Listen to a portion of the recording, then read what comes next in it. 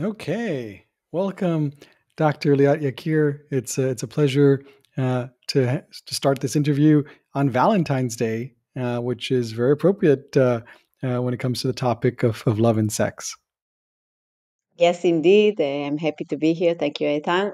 And let's talk about love. It's my favorite subject, and happy Valentine's Day. Thank you. Well, first, we should say, that it seems that for Homo sapiens, love is the favorite subject for I guess most of us in a sense. I mean, you mentioned, I believe, in the beginning of your book that if you do a Google search and see how many page counts you get, the highest page count is Entries. for love, right? Yeah. And I believe that's followed by money, sex, and then God, right?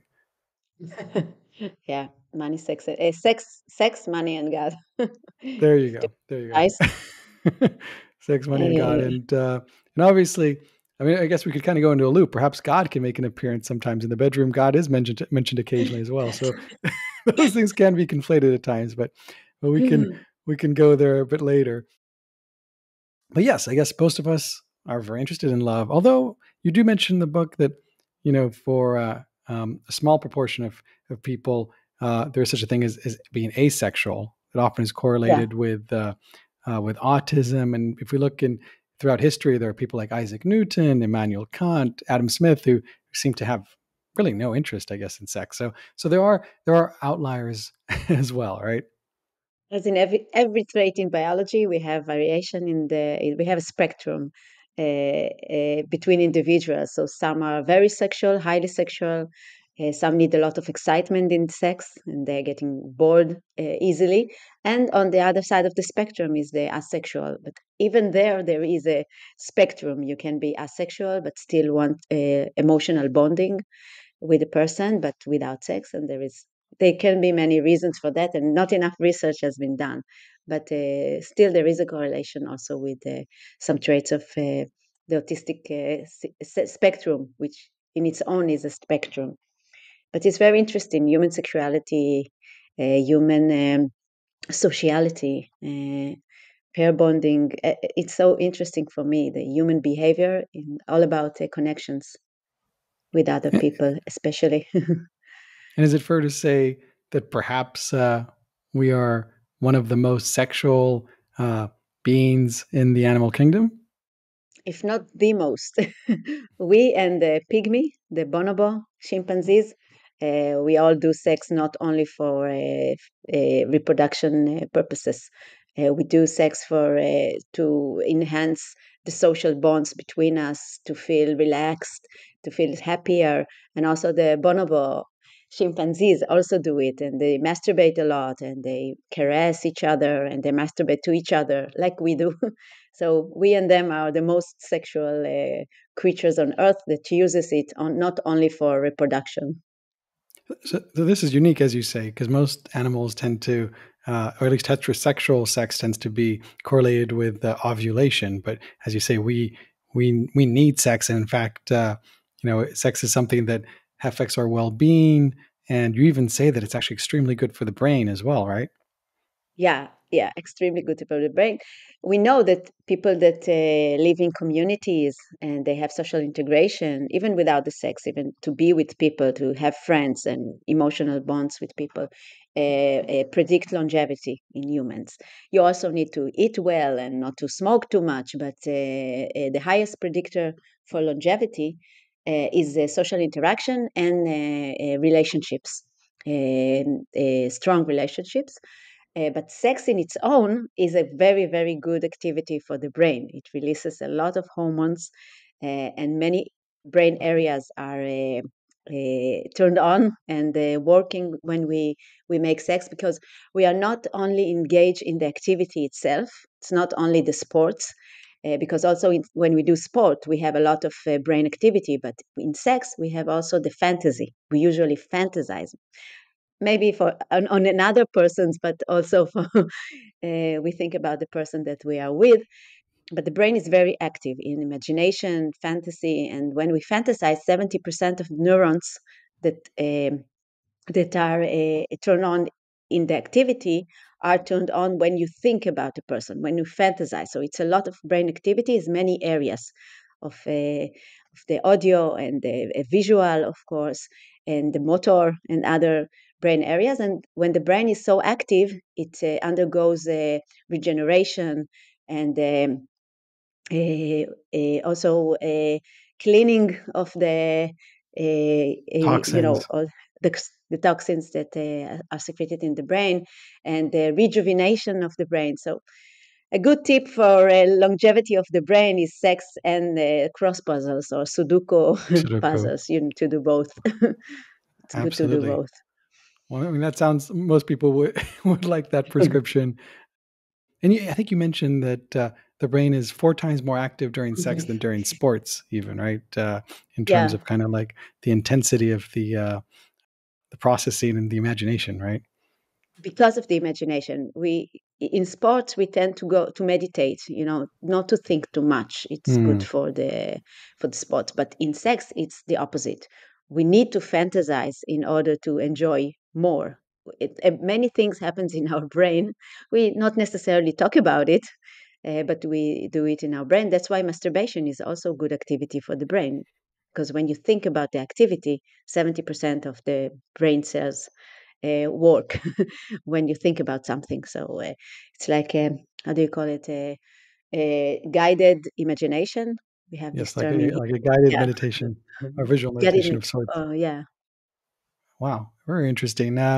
So yeah, I mean, we'll get into all of that, and we'll talk later about about porn addiction, because obviously masturbation can be good, but it can be taken too far as well. We'll talk about everything because you cover so much in the book. In porn, First, you don't have imagination. You understand? In porn, ah, you see the visuals, so you have less brain activity. You only have a high surge of dopamine because you dopamine, yeah. see whatever the brain wants to see, which is violent sex usually for men, or very strong signals, and it tends to decrease over time. You need more dopamine, you need more high intense visual in order to so it's better to read a romantic erotic book than to watch porn, or Oh, even when you watch, it's better to not watch too stop, much. Yeah. perhaps to stop and yeah, maybe take that and then imagine what you watched, perhaps.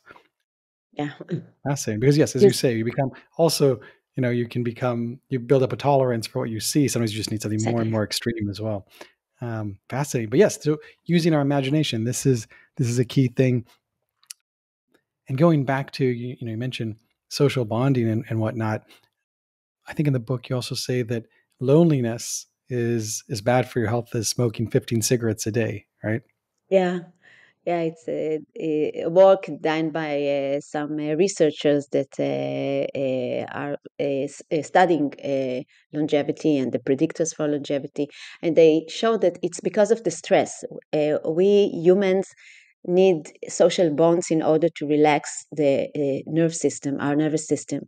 When a child cries, when a baby cries, he wants someone to take him in the hands and rock the vagus nerve, which goes travel down our back and gets to the internal organs. It's very important. The tenth cranial nerve, it's very important, goes from the brain to the organs. And when somebody loves us, when we have a bond, it activates the relaxation response of the brain, the parasympathetic nervous system, the rest and digest response. It stops the fight, flight, the stress. And when you are lonely, you are all the time in the fight, flight, freeze mode. You are in stress because we human are a social creatures. We are supposed to crave for social bonds, and it makes us relax. And when you don't have it, when you are lonely, so you are all the time in a stress mode, in a survival mode, and it takes a lot of energy from the body. The immune system is also deactivated, and cell division is decreased. So your immune system, your ability to protect the body, is also for also internally and also externally diminishes, and you are more prone to disease and more prone to uh, the same like cigarettes do to our body. It also affects the toxins that are in the cigarettes, affects, harm vital organs and systems in the body. So let me ask you a question. I mean, that it's fascinating, and certainly, it's been said that the worst punishment you can give a human is solitary confinement, right? Because then you kind of go crazy in a way. Yeah. But you mentioned this need to have another person, another nervous system to connect with, and that that engages, you said, the parasympathetic system, which is kind of like, that's when we relax, that's when we exhale. This is because we're always like, right, we're always kind of inhaling, exhaling, we're always kind of going in between the two modes, but we become more relaxed with another person. And I wonder, in this digital age, can we get that relaxation through technology? So if I'm right now, you and me, we're connecting. This is, so it's over the internet. How effective is that compared to you and me sitting across, a sofa from one another? So it's all about oxytocin, yeah, the hormone that is released, this the love hormone that activates the relaxing systems.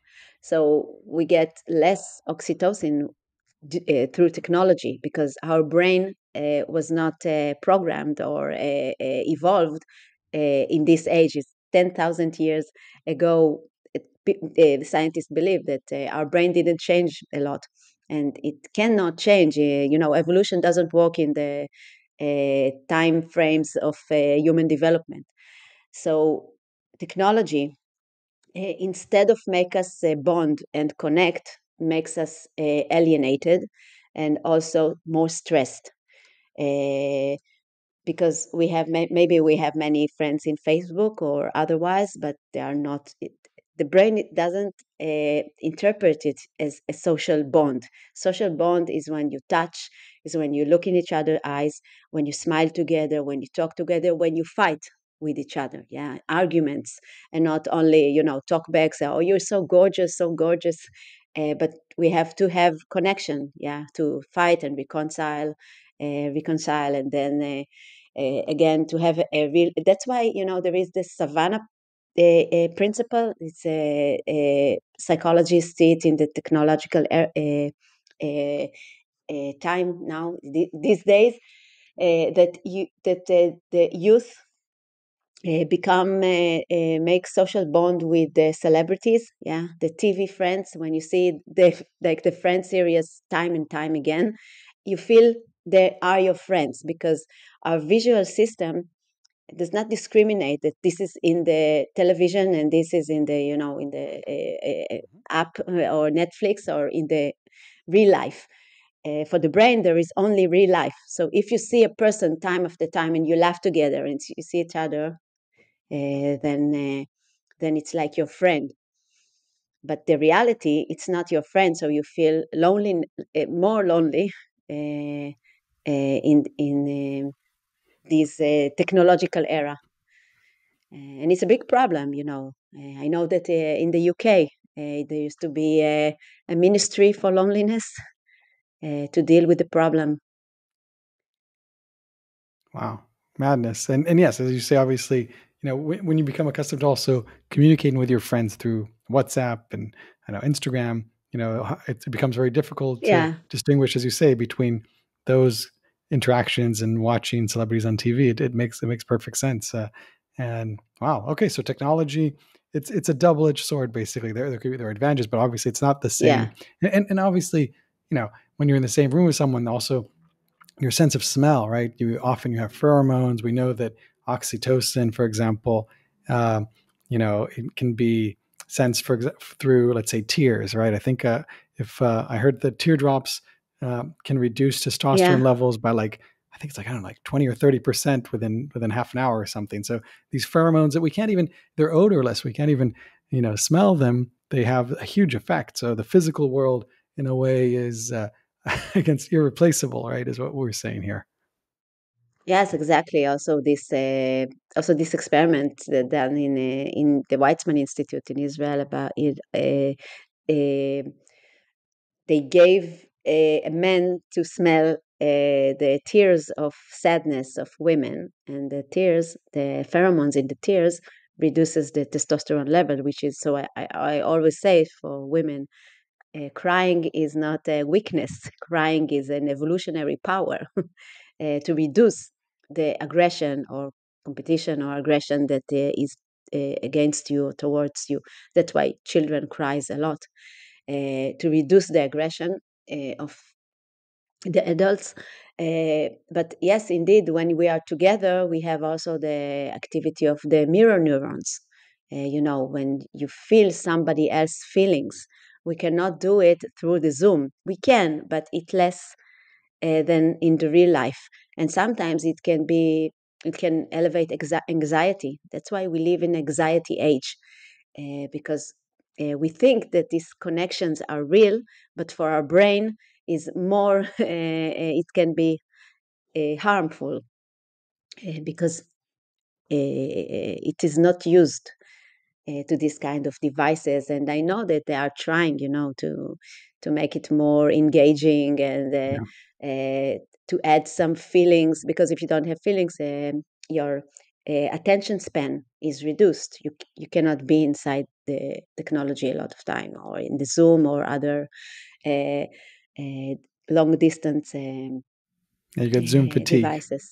Yeah, Zoom fatigue, exactly. So they're trying to come up with a new manipulation, in order to make people feel more comfortable in this media.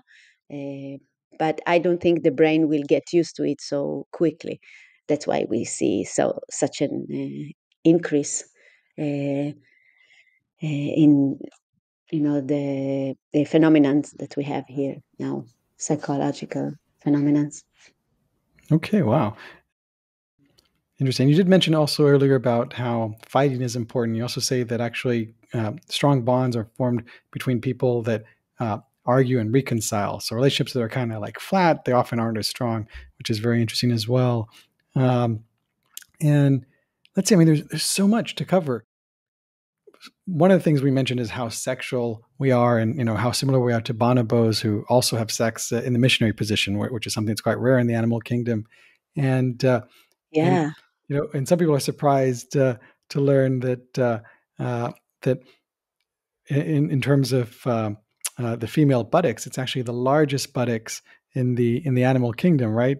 Which has to do with the And also fact the that we have, testicles and the testicles. We have the largest testicles, are and the the penis, the largest dicks, apparently, proportionally in the animal kingdom. So, in terms of like the actual proportion, Homo sapiens, we we have these, very large, yeah, I guess sexual elements, and for the woman, of course, it has to do with the fact that they they store omega-3 fatty acids, I think, that are yeah, required for the brain development of during pregnancy and for an infant. And because we have larger brains, and that's where it's stored, that and subcutaneous fat, that's why we need such large buttocks, right? You're nodding. Good. exactly. Okay, So a but yeah, lot but of fat in the buttocks, in the hips, in the breasts. So why? By the way, fat is why is a it that energy why is storage. it that we find breasts so attractive? I mean, it's interesting, you know, that Exactly. these lumps of fat, they seem to have caused empires to crumble. What is it that it's so alluring about breasts? Breastfeeding breastfeeding it takes a lot of energy from women, and when you breastfeed, not all the time you have access to good food, so you have to have these storages. It's not that women with a big breast have more mammary glands.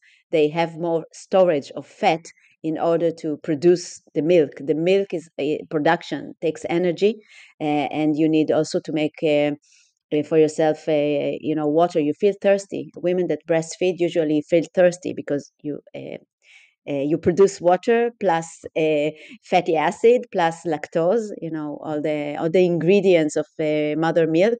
It takes a lot of energy, so you need these storages. That's why I told you that Darwin said in the you know closer to the end of his life and career, he wrote a lot about the sexual selection, and he said, I got it all wrong.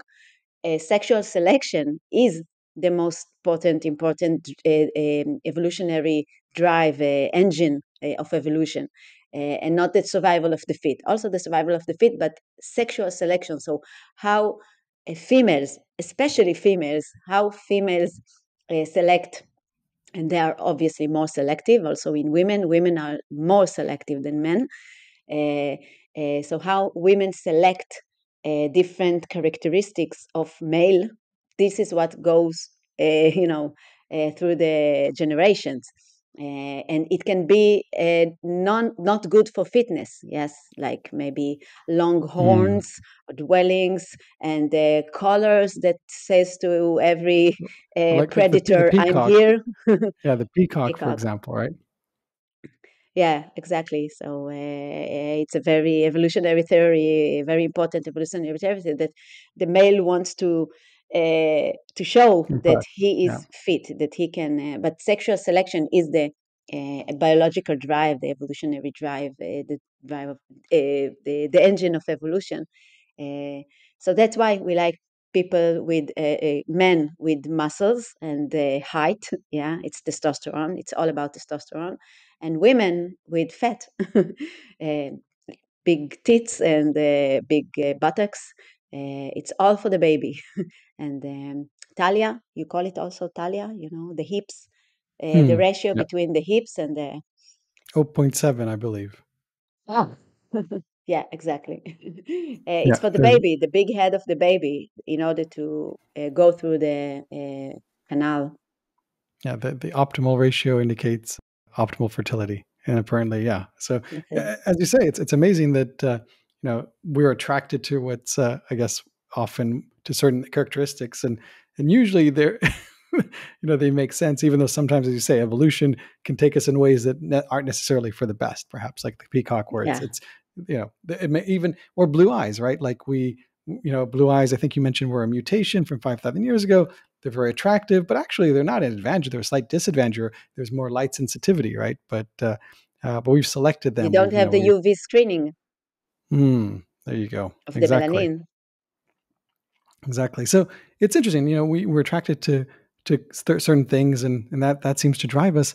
What's also interesting, as these mega sexual creatures, you also mention that we, and I guess there are some other species that do it, but we have one of the stronger kind of types of attachment, it seems, in terms of love. So if we look at suicide, which is it's a dark subject to get into for a sec, but suicide is not a common thing in the animal kingdom, and yet suicide driven by love, it is something that happens But it because we have some. happens. It Yes, happens dolphins. You in mentioned dolphins and the genetic cichlid. monogamous. Yes, yes. Do you want to actually? Yeah, sure about that. Which species are like that? I mean, obviously, I know the story of NASA and Peter and Margaret. Peter being this dolphin that fell in love with Margaret, and when they took her away from him, he became basically depressed and ended up committing suicide, which is a very sad story. But it shows, dolphins, they're mammals like us. They're not that different, but these, I guess, the more monogamous you are, the more likely you are to have these super strong attachments, right? Yes, yes. Usually, the more monogamous creatures, monogamous creatures are will be more prone to jealousy and heartbreak, and also to commit suicide, or just to die from, like in humans. Sometimes when the spouse, after 50 years of marriage, one dies, and maybe 1 year or some a couple of months later, there will be a deterioration or the death of the other spouse. So you see it also in the animal kingdom. Uh, like I have a friend that has rabbits, and rabbits are not monogamous, but they just were together all the time, and they had each other, and they had offspring. And one day, one of them died, and days later, the other one also died. We see it also with parrots and some birds. Um, and this is explained by the broken heart syndrome. When you break up with somebody, your heart really breaks. There are the heart has a small brain of 40,000 neurons that sends messages of pain when you have stress, especially stress related to social bond, to connection. So when your loved one or decide that he doesn't want to be with you anymore, or something happens, so you feel the the 40,000 neurons sends pain signals to the brain. Uh, and And you feel also, it in the chest, if right? You were saying this is something that you actually feel pain in your chest, right? exactly. So that's what we feel. We said that our heart were broken, and we feel the pain in the heart pain. We have it in Hebrew also. You feel it, and also we say a lot of words with the heart. We said that our heart is getting closed heart when you feel angry with somebody, and open heart when you feel Yes. relaxed and warm. And it's really contraction and relaxation of the muscles and the blood vessels of the brain. So it's amazing that we say what we feel, and it's actually what happens in the cells and in the neurons and nerves of in our body. So, but basically, the pain, the broken heart syndrome, there are cells that dies. You have a scar in the heart. So when we said that we had a lot of heartbreaks, and my heart cannot stand another falling in love and heartbreak, it's true. It's really true in terms of the status of the heart, the state of the heart.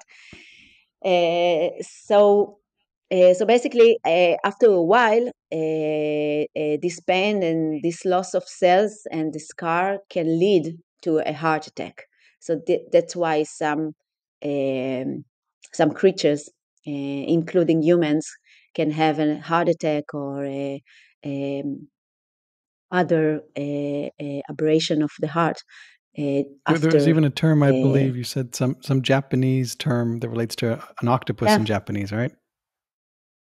Takotsubo. It's an octopus trap in Japanese, and they call it like this because the left room, and I don't think it's the left room, but the left room of the heart changes its structure. So it becomes more oval, which reminded the Japanese the takotsubo, the octopus trap, looks like octopus trap. So they call it takotsubo, the broken heart syndrome, which can lead to a heart attack if you don't break up. I also write about it in the book, how to correctly break up with somebody in order to protect the heart for other relationship, for another relationship, not to be Do you too want to scarred, give some quick nuggets about that? I mean, we're kind of jumping around, but why not? While we're at it, what can Yeah. someone do to protect their heart during this, I guess, very vulnerable phase? Yeah, so first to acknowledge that like somebody died. You have this period that you need to have a time. So because usually we try to eliminate or run from negative emotions, because negative emotions, it's like pain. So we try to do something else, to distract the mind, but we need to give it space. We have this period of אבל, פחות לי מילים Oh, בעברית. grief. Grief, yeah. You have this period of grief.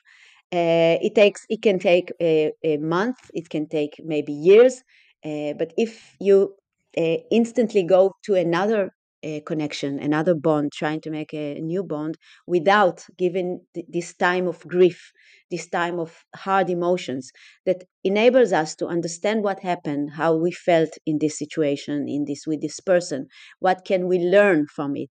Every obstacle is a way to learn and to develop. But if we run away from it and we try to distract ourselves, so be with the pain, let the body feel the negative emotion, to cry, to scream, to feel angry, and to talk with someone, to talk with people. uh, Try to make yourself new new habits. If you used to go to the park together, don't go to the park for a while, go to another place. I mean, every place that we go and we reminded, we had good time in this restaurant, we had good time in this place. So make yourself new habits, and of course, um lower stress by connecting yourself to the good chemicals, like in sports, be in the sun, do meditation. It's a good time to heal the body and to heal the mind. And only then, when you feel ready, after you do some work with yourself, go to a new relationship, especially after marriage. When we divorce, we have children, and it's more than grief. It's we have more grief in the situation. So we need some time, and not to hide from hard feelings, and let the uh, heart how can you mend a broken heart, right? There is a song of the Beaches. I like this Mm, song. It need to be mended after a heartbreak. absolutely. Okay, wow. Okay, a lot of directions we can go from there. I mean, you mentioned especially after marriage, which is a very long term thing. I mean, you do go into some of the challenges in terms of kind of maintaining a long term relationship, and how I think you say that when you have a 3-year-old child, that's the most vulnerable kind of part in the during a marriage, in terms of kind of when divorce tends to kind of kick in, and that often has to do with the fact that after pregnancy, a woman has a lot of prolactin, which is the hormone that basically kind of reduces her libido to kind of nil. It's a similar hormone that you feel, I guess, right after orgasm, when it gets that feeling where there's no sexual desire, and that's what kind of, I guess, makes a mother at that time want to nurture more than, I guess, I don't know, seek a mate, right? So that you often have this huge reduction in desire, and and then men often feel rejected, and of course there's all this. You also give all these amazing statistics that, like, I think like about half of women get depressed in some way. And I think 1 out of 7, if I remember correctly, actually gets like clinically depressed, which is postpartum depression. So, I mean, it's rough, it's childbearing is not for the faint of heart. And, and one can understand how it can create a lot of challenges for maintaining, a long relationship, especially in this day and age when, well, we'll get into that in a sec, but when it's so easy, in a way, not easy, but one can be tempted to try and kind of give up and look for something else as well, right? And yeah.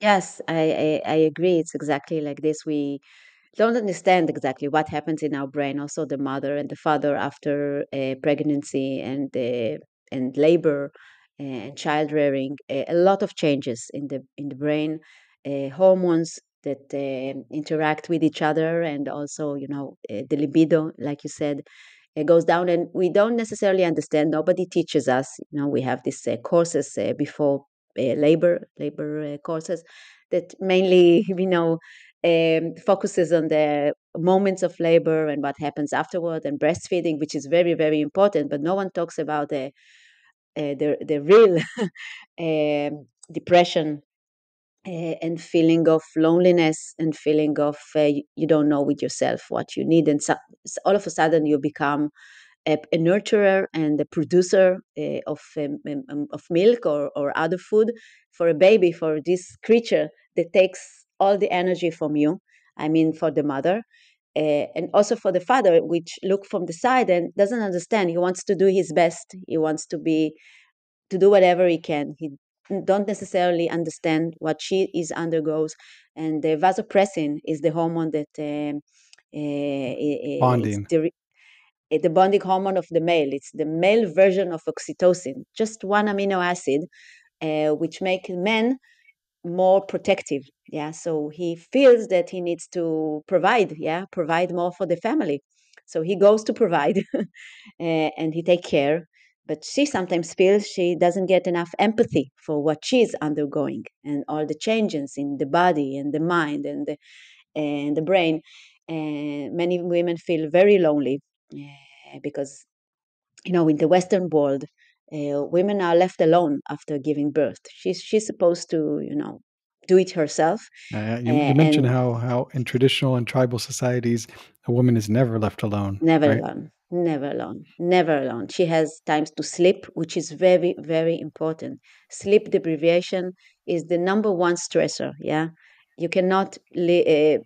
of course, you won't have libido when you don't sleep well, but you will be depressed and a lot of anxiety and other disorders and eating disorders. So it's like a cycle if you don't necessarily. I've been there too, yeah, where, and like the statistics, 4 or 5 years, because we had another child, but 3 years after the first child, we a problem began, and after 1 year we divorced. So I wrote this book by blood. It's all some things that I didn't understand. So I go to this research about what happened, why it's happening to everybody. So if it happens to everybody, so it's biological. It has to be rooted in our biology. And then when I understand what we are going through, men and women, how women get attached to the baby, and how the family is formed. It's very interesting, and how men are getting attached to their children. It takes time. You get attached more by uh, playing together, being together, uh, have a quality time with the baby. So you have this oxytocin, and also men secrete a lot of oxytocin and form a lifelong bond with their children, of course. But it takes time. It takes more time, and And there you is mentioned also that, and variation. you mentioned that men will mirror the women, so that if the oxytocin is high, they will also have high oxytocin. But if it's low for the woman, it's going to be low for the man as well, right? The primary caretaker kind of leads the way.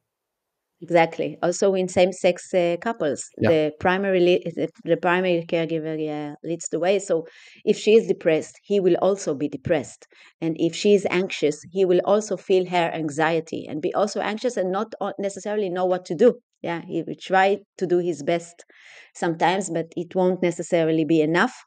Um, and that's the thing with also depression. Sometimes nothing is enough. Yeah, you just need to have time with yourself. You need to have time for yourself. I mean, to have friends, to have your hobbies.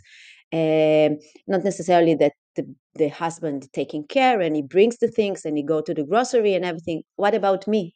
What about Liat? I don't want to be a mother. Nobody asked me. It's like overwhelming. I want to be what I used to be before, and then another child come, and then you become a child rearing machine. You need to provide and to protect and women have more oxytocin, so they feel more empathy, and they take the troubles of everybody on their back. It's a lot of burden. It's not that men are not empathic; they are, but testosterone make you more self-centered. I like this hormone. I think women need some injection of testosterone. It makes you feel more confident with yourself, and to think about yourself.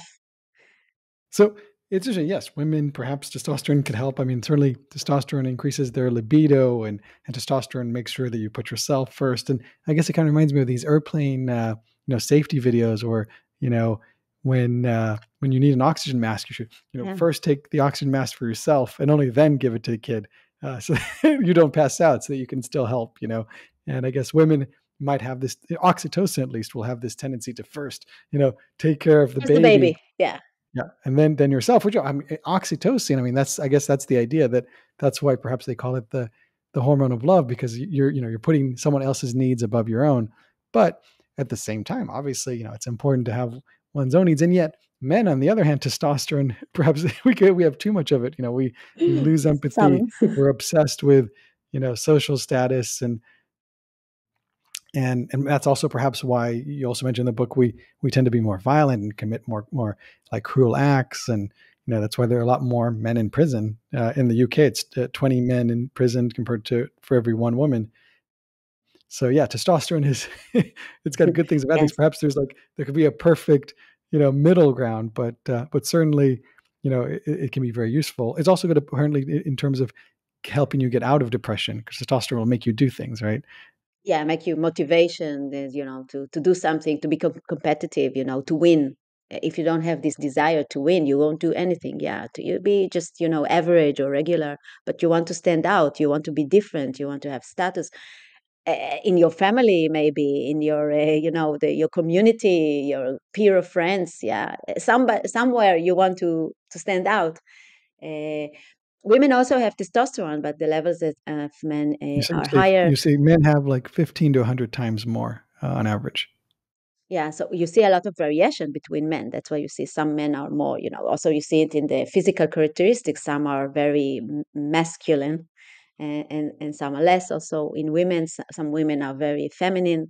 It's all estrogen and testosterone when you have a spectrum. That's why we have so many, sexual orientation and gender orientation. So it's a play for me. It's as a biologist, I see it. It's a playground of hormones, so you can be whatever you want, because it's a spectrum. It's not binary. It's not 0 and 1, but still we see these changes in behavior between men and women. And I will say another thing which connects with sexual desire and stress.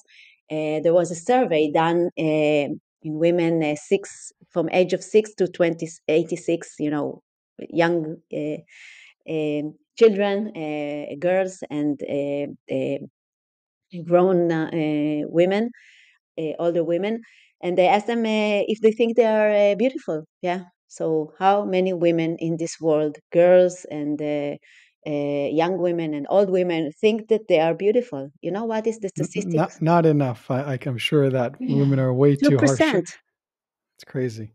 Although they Two say that women percent. also, yeah, but they also they judge each other very harshly as well. Apparently. Yeah, they judge each other. They judge the men. Also, they don't think that. I think it's also from a dating site that Oh yeah, 80% that women no that women graded 80% of men as beneath the unattractive. average. Yeah, less attractive. Yeah, under the average. And in men, 6 to 26, how many think that they are beautiful? Pretty high. I mean, that's the testosterone that makes us narcissists, right? 40% think that they are, It's respectable. the best thing that happens to you is me. Okay. But this is the quality of testosterone. It makes you be confident with yourself. We need this injection because I didn't say it, but in sexual activity, we said that a lot of brain areas are activated, but there is one brain area that is non-active. It's really turned on off, and it's turned on off only in sexual activity in humans, which is the Well, frontal lobe. the prefrontal lobe is turned off. I know for men when they're aroused, but for women, it's only after orgasm, I Exactly. believe.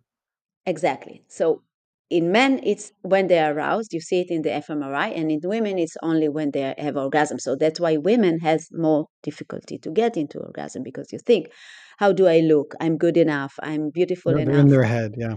They're in their head, and the children and the dishes and all the the thoughts that you have. So I said all the time, sex you do from the brain, not from the organs. The organs, it's just the second base. You have to first understand your brain, and then understand how to relieve stress, how to be more mindful, in the moment. And for women, stress relieving is sometimes to talk about things. Sometimes men think, why she's talking too much. Yeah. Women talk more than men about emotions, about what happens to them and what they need. They talk about it more. They tend to share more their feelings and their thoughts Being vulnerable. and being vulnerable. And it's very important. Sometimes men hear, I'm not good enough for you. So when you are complaining, it means that I'm not good enough for you. I cannot make you happy.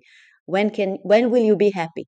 But the thing is just to give these thoughts a room to talk about this, and afterwards this prefrontal lobe will decrease activity, and then she can be more active in bed. I mean, so because this stress decreases desire, yeah, sexual desire. Cortisol specifically, where women have 2 to 3 Exactly. times the amount in their bloodstream compared to men. Exactly.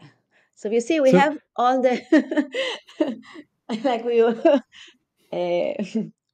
got it's all the tough. It's hard. disadvantages. It's harder for women in many ways, as you say, to kind of get in the mood. They need to be perhaps more seduced, and they can turn on the brakes at any point. Men, and you see that obviously with gay men, where sex can just happen in a heartbeat, right? And they can be Yeah, you extremely don't need sexual. preparation. That's right. You don't need as much foreplay. But for a woman, you do need the work. Sometimes you've got to put it in. And as you say, I guess, I mean, this goes back to, I mean, there's that classic book, men are for Mars, women are for Venus. And Yeah. this whole notion that, if a woman's sharing, it's not so that you can give her advice. She doesn't No, want to be told what exactly. to do, right? She wants to be listened to, right? This is the most Empathy. important thing. And if you empathy, and if you actually give advice, it might actually increase that cortisol because they will feel judged, right? Uh, and perhaps And belittled. sometimes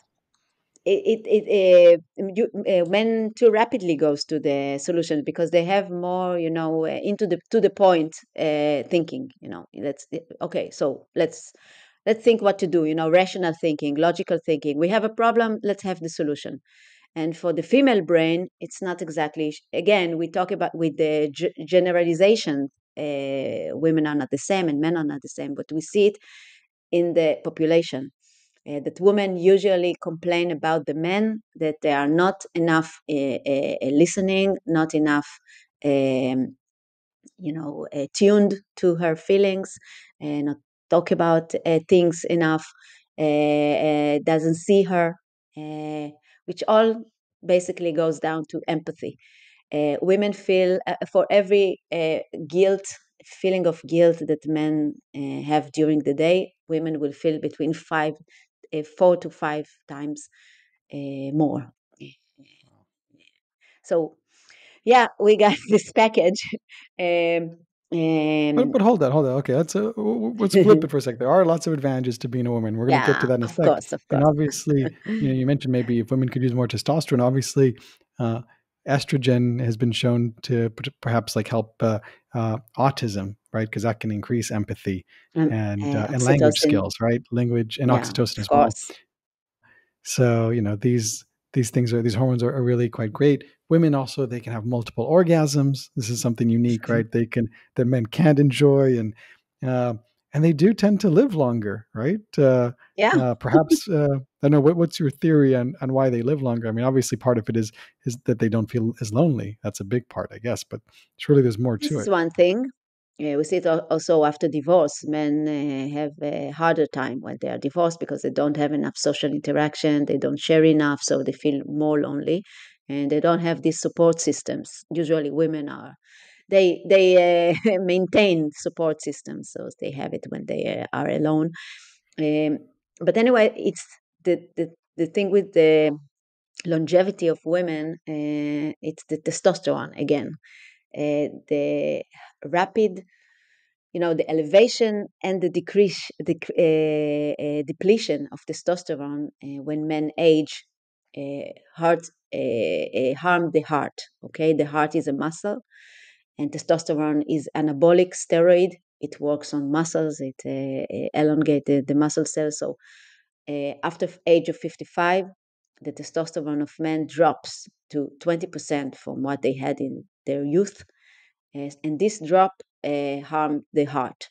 So men tend to die more and to have more heart problems. The decade of 55 to 65 is very fragile for men. They need to really, really pay attention to the heart. This is one of the critical decades, basically. To Yeah, yeah. critical decade. And Also, I heard, by the way, that this is something different, but this is from the sleep kind of direction, that apparently um, deep sleep is significantly reduced for older men compared to women. Women have much more deep sleep, older women than older men, and deep sleep is very important for the immune system and the kind immune of like system, healing right? and all that. So there seems to be something going on there as well, Very interesting. I didn't know that. Yeah, it's very interesting. like Yes. dramatically. Apparently, it goes down to pretty quickly to like they get like half the amount of deep sleep, something like that, I wonder as they why. age. What happens? Yeah. I don't know. Uh, Yeah, it's, fascinating. But because it's probably a apparently, if you play of could, it could be it could be affected by testosterone or who knows what, yeah, right? All those things are linked. But yeah, this sleep is so reduction. important. Okay, fascinating. So okay, let's mix it up. We have to share also some key ideas. You know, there's let's talk about the Westermark effect, and then let's talk about the Coolidge effect. These are all important things, and then there's there's more to talk about, and then we can talk about monogamy as well. So it's a very important circuit in the mammalian brain, and this effect was discovered in Berkeley in the 50s. And they took male mice, and they presented the mouse with a female in heat, ovulating female. They ovulate every 4 days. So in the first setting of the experiment, they present the male uh, the same female. Okay, so every 4 days they bring it, they put it in a cage, and they checked time to ejaculation, how much time it takes him to get to ejaculation when he has this female in heat. So if it's the same female time after time, yeah, so every time it takes more time to come to ejaculate, time to ejaculate get Yeah, extended. I remember Uh, something like 2 minutes, 3 minutes, 5 minutes, 15 minutes, and then next thing you know, it's just like, "Oh, wow, it ain't gonna happen." It ain't gonna happen. Yeah, at the fourth time, it's already increased to 15 minutes it takes him to ejaculate. And then at the eighth time, it doesn't even notice her. It doesn't go to her. Yeah, it takes him too much time. So, and when they presented him the same experiment, but every 4 days, different female, new one, new lady, it took him 2 to 3 times, and he didn't stop until exhaustion. So as long as he gets new females, uh, and the circuit is about the brain, of course, the reward system. He gets more dopamine for a new female and not for the same one. So why the brain is structured like this, why he is rewarded with dopamine for a new female. So of course he is rewarded for sperm distribution, because the same female is pregnant already at the first time. So you don't need to put so many sperm. It's better to distribute the sperm.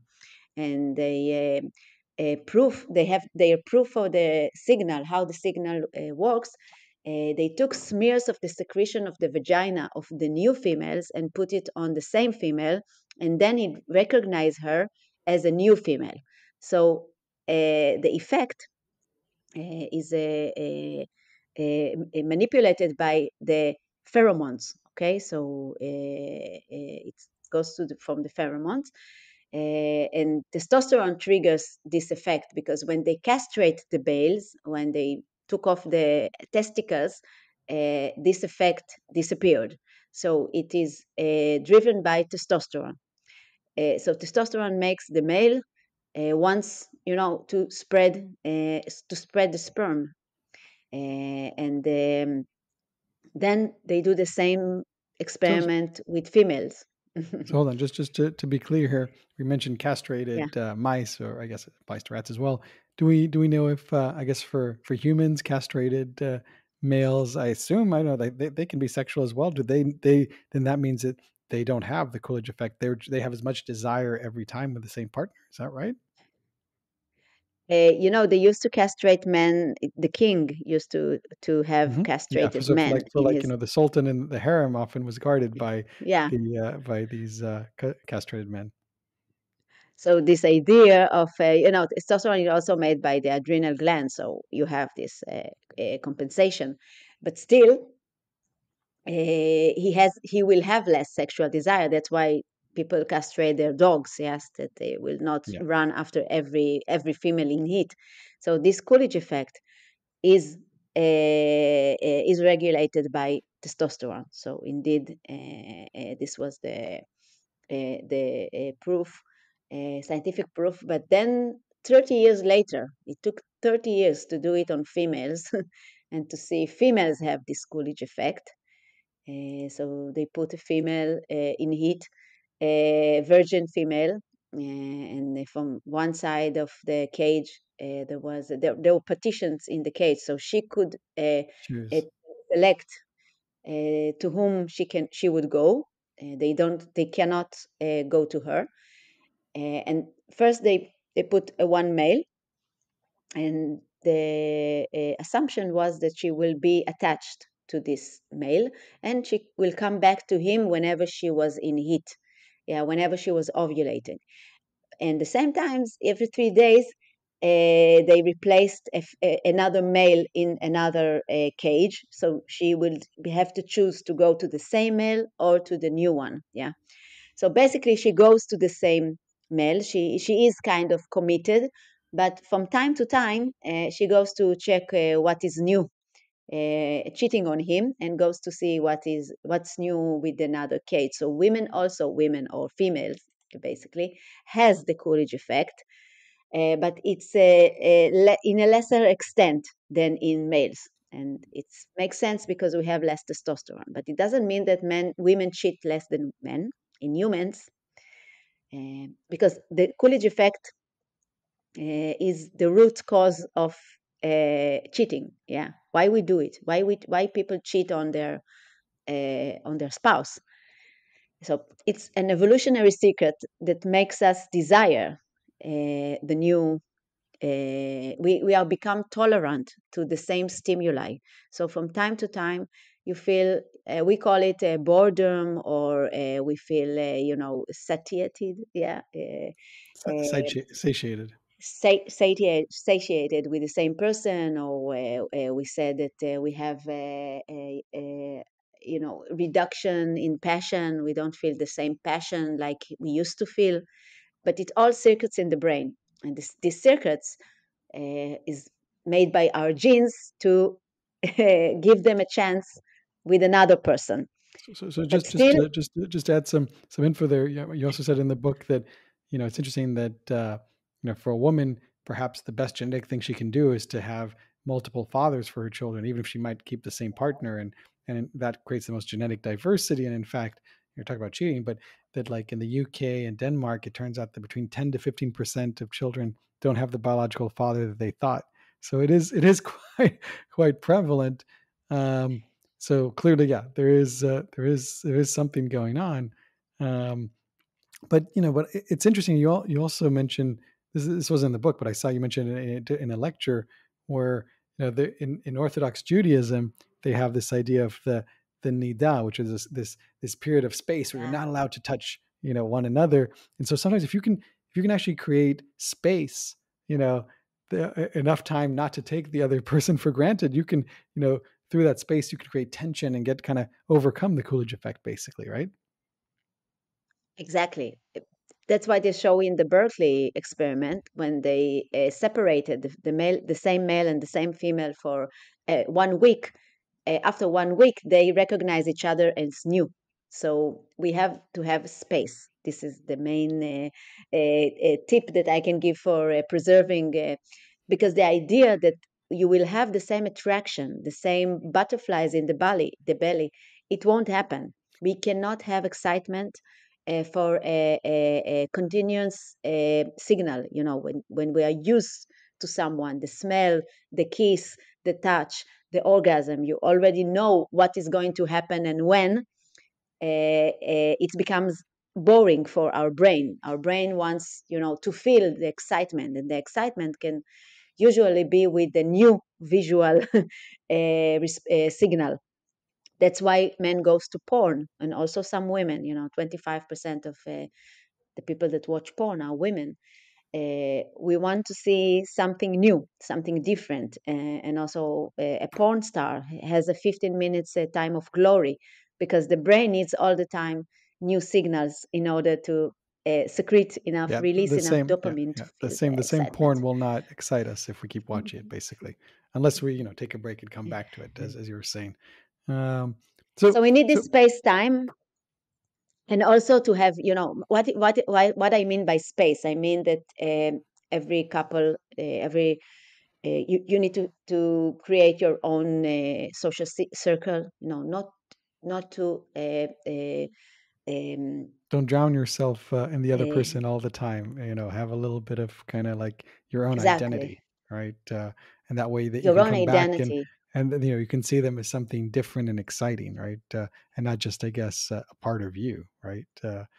This, which is a little bit similar to this notion of the Western mark effect. That's different, but if something is too close to you, it becomes, like a sibling. We find that not just not sexy but repulsive. We have this effect that it's an anti-incest effect, right? So if things are are too, if we think that something's part of our family, we don't want to become sexual with it. And you mentioned obviously the Israeli kibbutzes, where if children are brought up Yeah. together, then within that cohort, they usually will not couple up because they look at each other like siblings, right?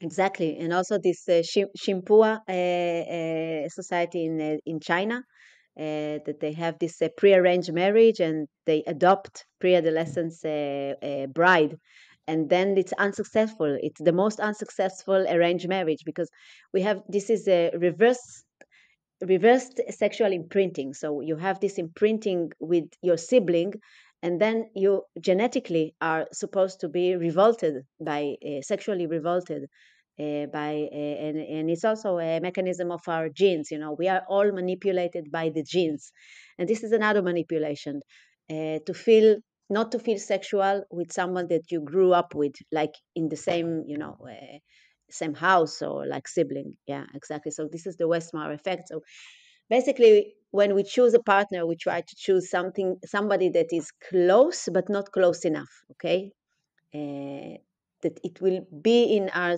let's say, genetic pool. Let's say that's why we see in with the these experiments on smell. We all have smell, and our body odor is composed of our bacteria and our genetics and many factors and the pheromones and many factors that are unconscious. We have 400 types of receptors for smell. We have only three for in the eyes for visual, But hold and on, but it's still it's 400 still it's receptor. still it's still a lot less than if you look at other animals like pigs, where you mentioned Yeah, there of used to be this thing course. called the Jacobson organ, right? I believe. Yeah, of course. Yeah, they see the world through the odors, of course. Yeah, we don't have this organ Just like anymore, but still, a shark can smell blood. They say like a mile away in the ocean or something, right? yeah, it's amazing. But still, we need to give ourselves respect, especially when it comes to sex, when it comes to partner. Sometimes you say I guess in our we had already a lot of relationships, so we met a lot of people, and sometimes you feel by the odor of the person, or you feel disconnection or revulsion, and it's all about genes and pheromones. So we cannot say that pheromones are not necessarily anymore are guiding our decision in life. They are still. When you go to somewhere and the smell is not good, you automatically don't want to be there, or you feel kind of that it's still part very. We don't know even exactly how it influences us. We do it by kiss. The kiss. Yeah, I it's an excuse to talk about bring it. noses next to Yeah, each other, right? And to exchange, I think, what is it, 50 million bacteria. microbes as well. Yeah, Yeah. From mouth to mouth, and they give a lot of information about the genetic, and it's a screen. It's a genetic the ultimate health test. and genetic screen, the ultimate test. Uh, so still we have this effect, the pheromonal effect. Also, another very interesting pheromonal effect is the McClintock effect. When women are together, the synchronizing of the period, yeah, of the ovulation, basically. So we have it also in other mammals. So we are still kind of a very interesting mammal. Also in terms of the odors, and also testosterone, it has a pheromonal interaction. Like when you are with a lot of men, there is a competition, and you feel the pheromones of testosterone in the air, and your testosterone will be elevated because you are now in a competition with other men. Also, when women will be around, you also will secrete testosterone, and there is an interaction. We don't know exactly. Not enough research is done, but we are still mammals. Yes. Well, it's interesting. Also, you mentioned pheromones, and I think there's also this notion that the pill can actually have quite a big effect on women. Also, there's in terms of like choosing kind of like pheromone selection. I think there's this idea that naturally when women are kind of smelly and looking for the sexual selection, they're looking for someone with an immune system that's a bit different genetically, so they can Yeah. have the most variety genetically, right? So you need that variety. But if they're on the pill, then the body thinks it's pregnant in a way. So it's not necessarily selecting for a mate, but it might actually be more attracted to a smell that isn't necessarily optimal for their offspring, right? So sometimes we can get our compass can get confused, I guess, by by medication, right? Yes, yes, we are playing with our hormones, and when you're playing with the hormones, you play obviously with the pheromones and the selecting of the pheromones. So exactly, nobody knows exactly. Were some experiments, especially this experiment of Watkins in Switzerland in '95. He was the first one to put, to put light in this phenomena. He gave women to smell the odor of other men, and he saw that women select more for men that are remotely, distance from Different. them in the different from them in the immune system genes. So it's basically a great mechanism for variation. Uh, uh, uh, and when he took women that were on pills, he saw different results. Yeah, so exactly. It mimics pregnancy, and it changes the hormone levels and also our sensitivity to odors.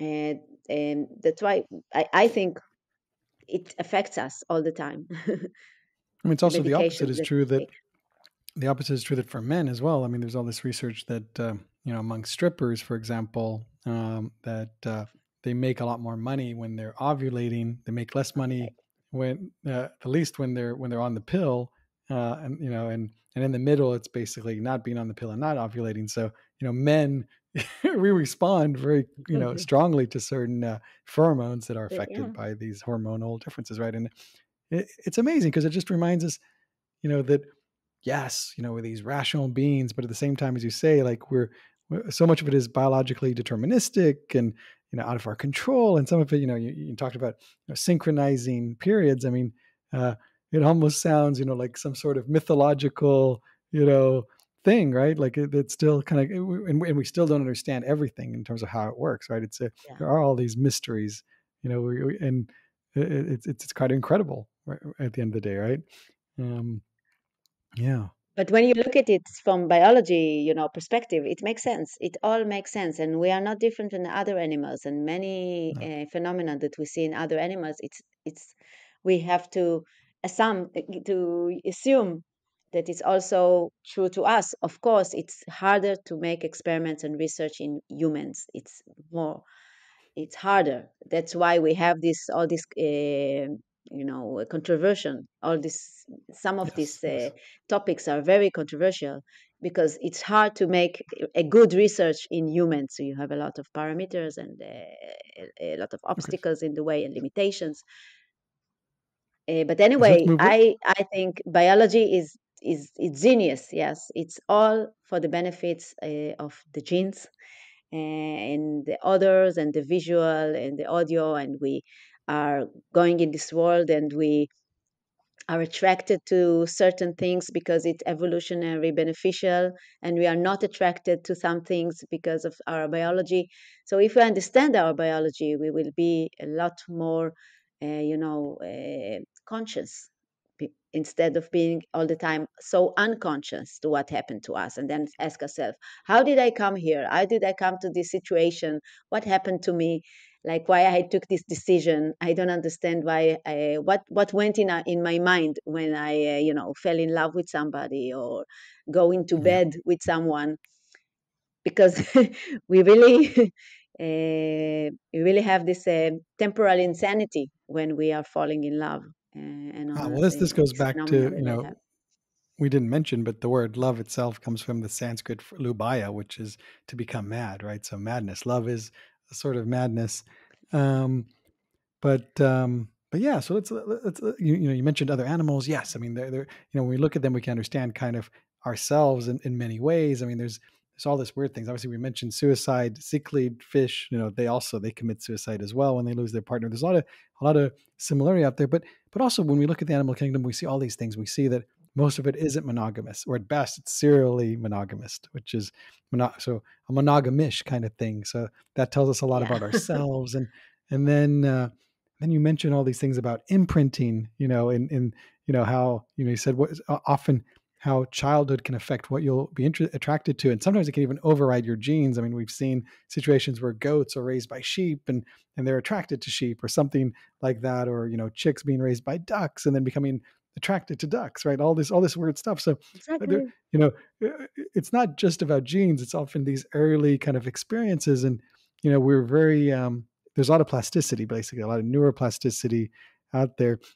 But let's go to some like of the really weird stuff now for a sec, because like the cutting edge of science, and because you do talk about that, and there's this incredible piece of research where they had mice basically exposed to a scent of vanilla, and then they would be, if they went into the room that smelled like vanilla, they would often get like an electric shock, and after a while they would, in like a Pavlovian effect, they would they'd associate vanilla with becoming electrocuted. So they're like, oh, not a good thing. Let's avoid rooms that smell like vanilla. That makes sense. But what was amazing was apparently that information was later passed on to the offspring. And and we didn't think this was possible. This is, maybe you can explain a sec, what this is, a Lamarckian thing. We'll talk about that. People didn't believe that was possible, but basically it seems that epigenetics, which is the idea that you have uh, a kind of like a mutation within like a sub genetic uh, A footprint. modification on the Yeah. genes. Yeah. Chemical Yes. modifications of the genes. So that actually can encode information and be passed on to the next generation, and that this is a unique thing that can only happen through the males. So the idea is that the egg, it doesn't change, like genetically it's ready, it's waiting basically from when the female is born, but male sperm is constantly regenerated, and every time new sperm is created, it has new genetic information, and in a way it seems to encode the life experience apparently of the male. And you mentioned that perhaps, I mean, this is again the most controversial bit, but that maybe that's why we need men. Otherwise, like, what's the advantage of having a man? I mean, men can't reproduce, but apparently we can go out there, take risks, gain information, bring it back genetically, and help with future generations, right? Am I kind of putting that together correctly? Yeah, this is my theory that after this groundbreaking work of epigenetic inheritance of paternal from the father, paternal epigenetic inheritance, which means that there are some modifications in the DNA from the environment, from like this conditioning of vanilla to fear. Yeah, vanilla is fear, which is an inherent, inert a smell for mice, but then it was associated with fear. And this information, you ask yourself how it is was inherited to the next generation, and its modifications of the DNA. That you can see it in the sperm, small RNA molecules and other mechanisms of epigenetic inheritance. And you can make this modification in the sperm and create some new traits.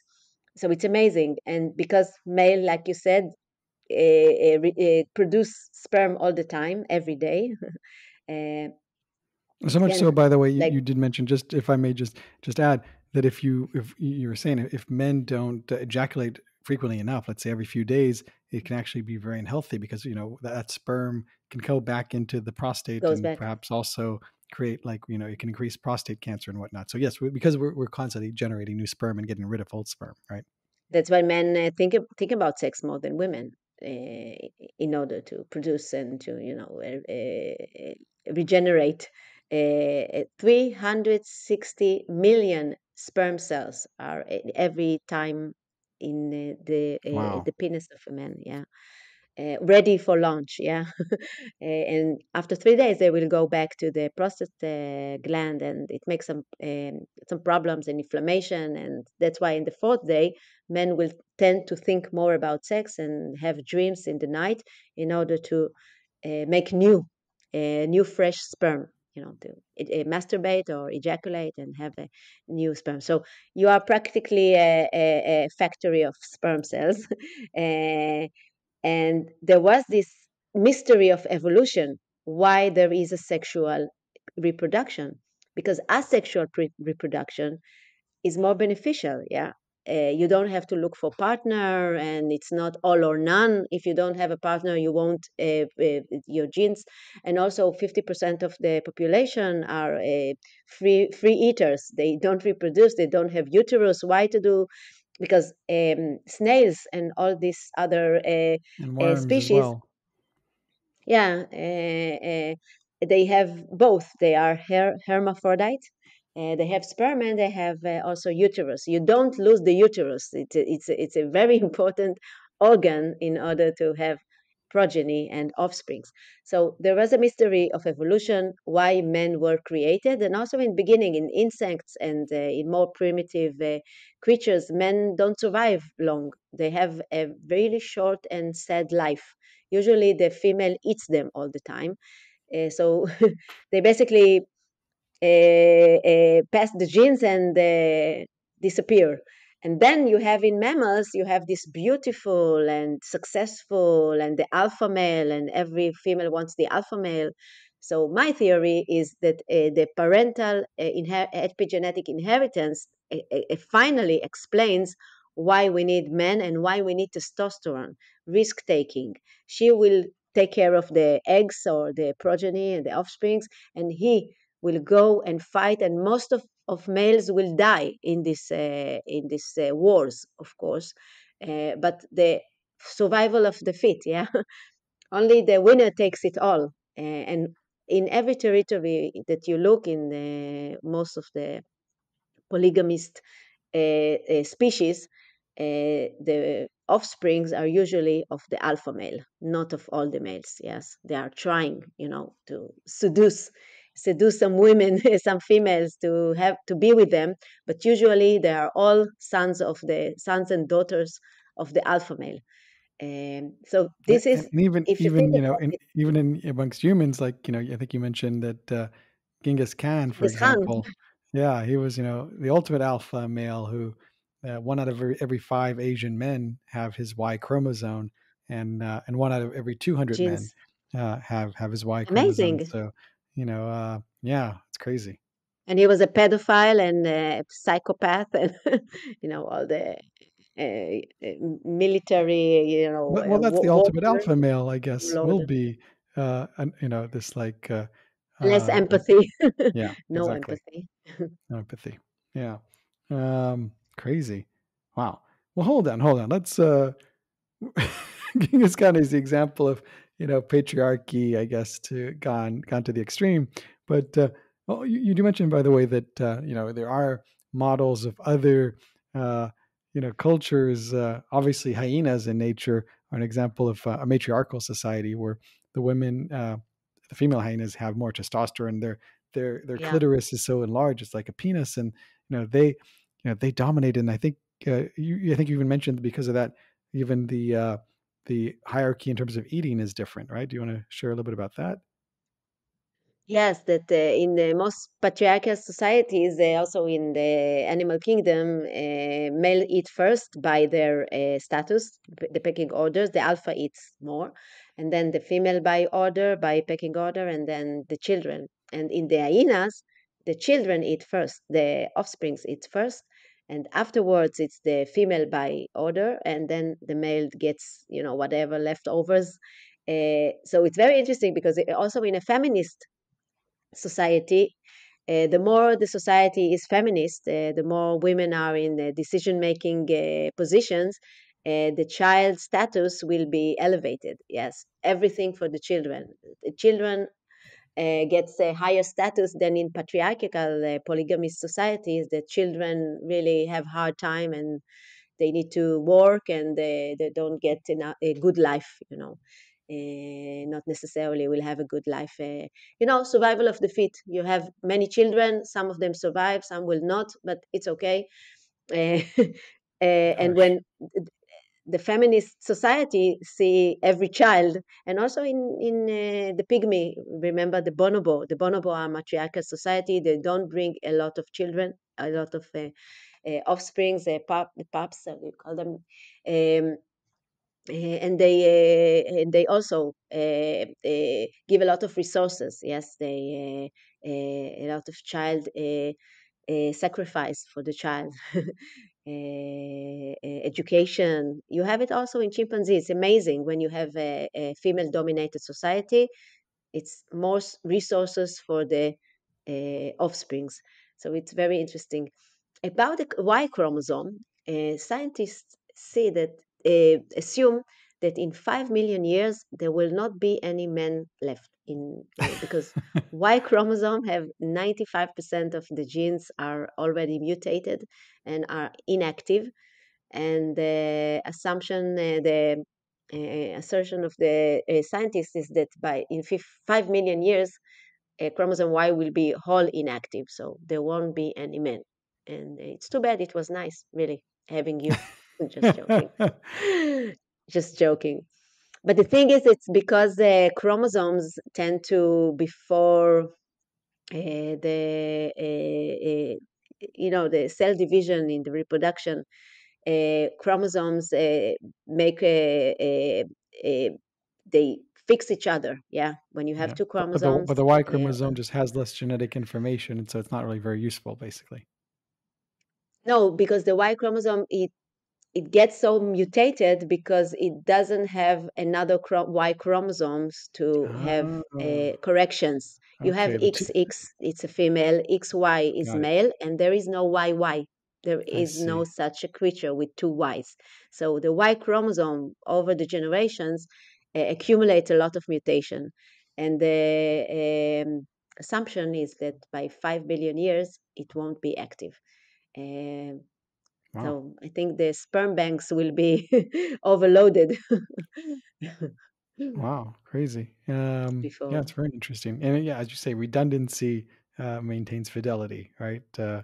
In terms of like, yeah, in terms of yeah, maintaining that information. Wow, interesting. So a world without men, I mean, or that's an interesting world to imagine. Then yeah, I guess as you say, you could go, I guess, to sperm banks. You could, I guess, you may, who knows what that would look like. You might genetically engineer. Um, what you want your Yeah. offspring to look like, right? Even now, we talk about, the idea like the film Gattaca, where people might try and genetically engineer their offspring.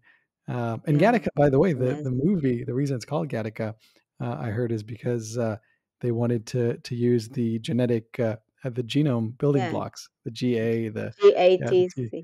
Yeah. yeah, exactly, CA, all Oh, that. it's So, a very nice movie. A very but interesting movie. Just, I hope we won't get this dark ages. I think it will be not so good for humanity.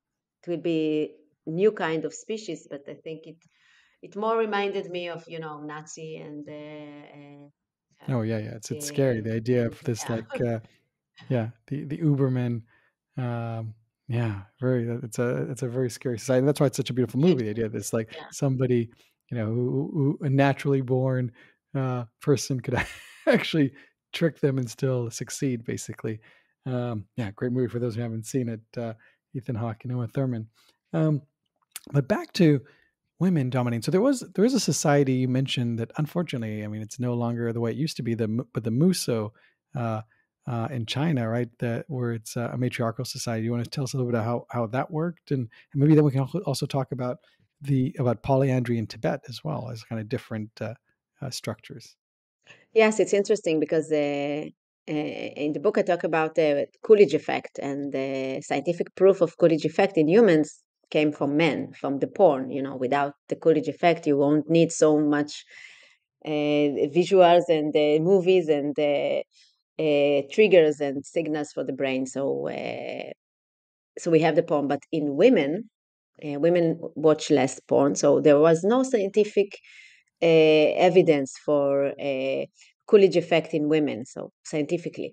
But I thought that the matriarchal society is the scientific proof that we looked for. I mean, in terms of anthropologically speaking, that we would assume, we would think, we lived in a monogamy society. We see the Disney movies, happily ever after. You want to look for your prince, and then he will be the father of your children, and forever and ever you will live together until you get old.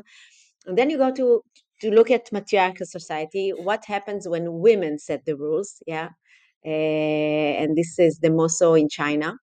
Inheritance goes from grandmother to daughter to the granddaughter, and they don't have in the language the words husband, father, or marriage. They don't have these words in their language, and the Yeah, biological I father, think all the men are just uncles, basically, right? And they help yeah, raise the offspring of their sisters.